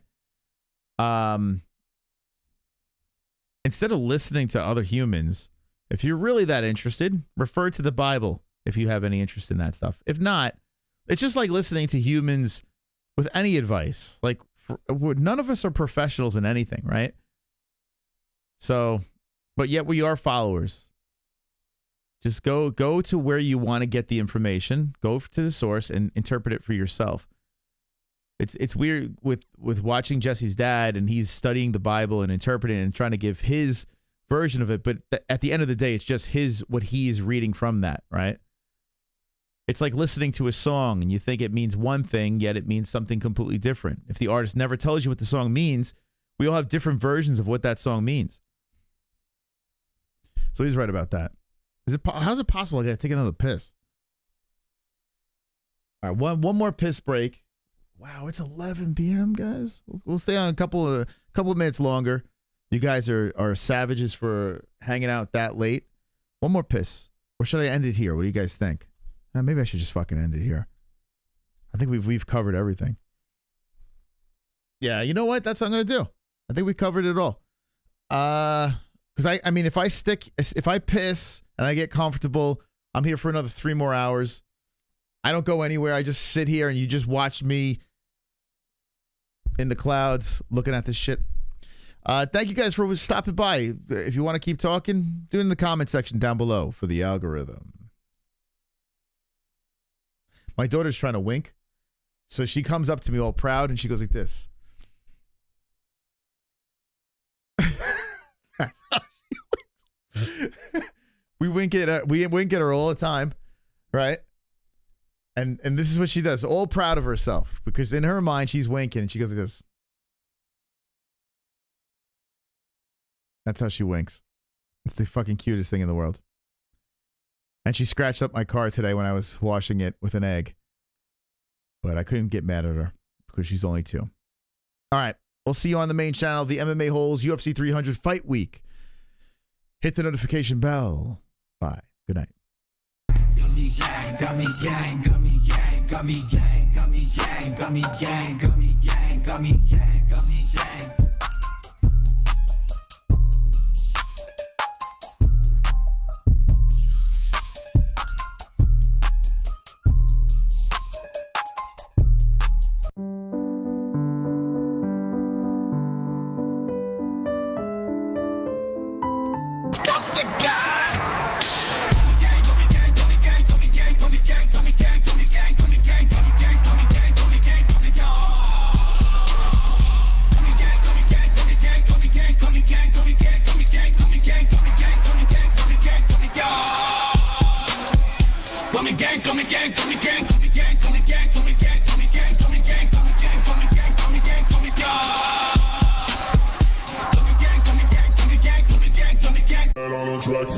We MMA-Holes, community be so dope. We got the best watch-alongs, the internet say so. Who you gonna pick now, the over or the under? Chris will give his picks out, and I don't trust no other. Main card or the prelims, it don't really matter. UFC fight nights and pay-per-views on a platter. Toe holes and omoplatas, blood nose and split banana, stuck rows and empanadas, big bowls of marijuana.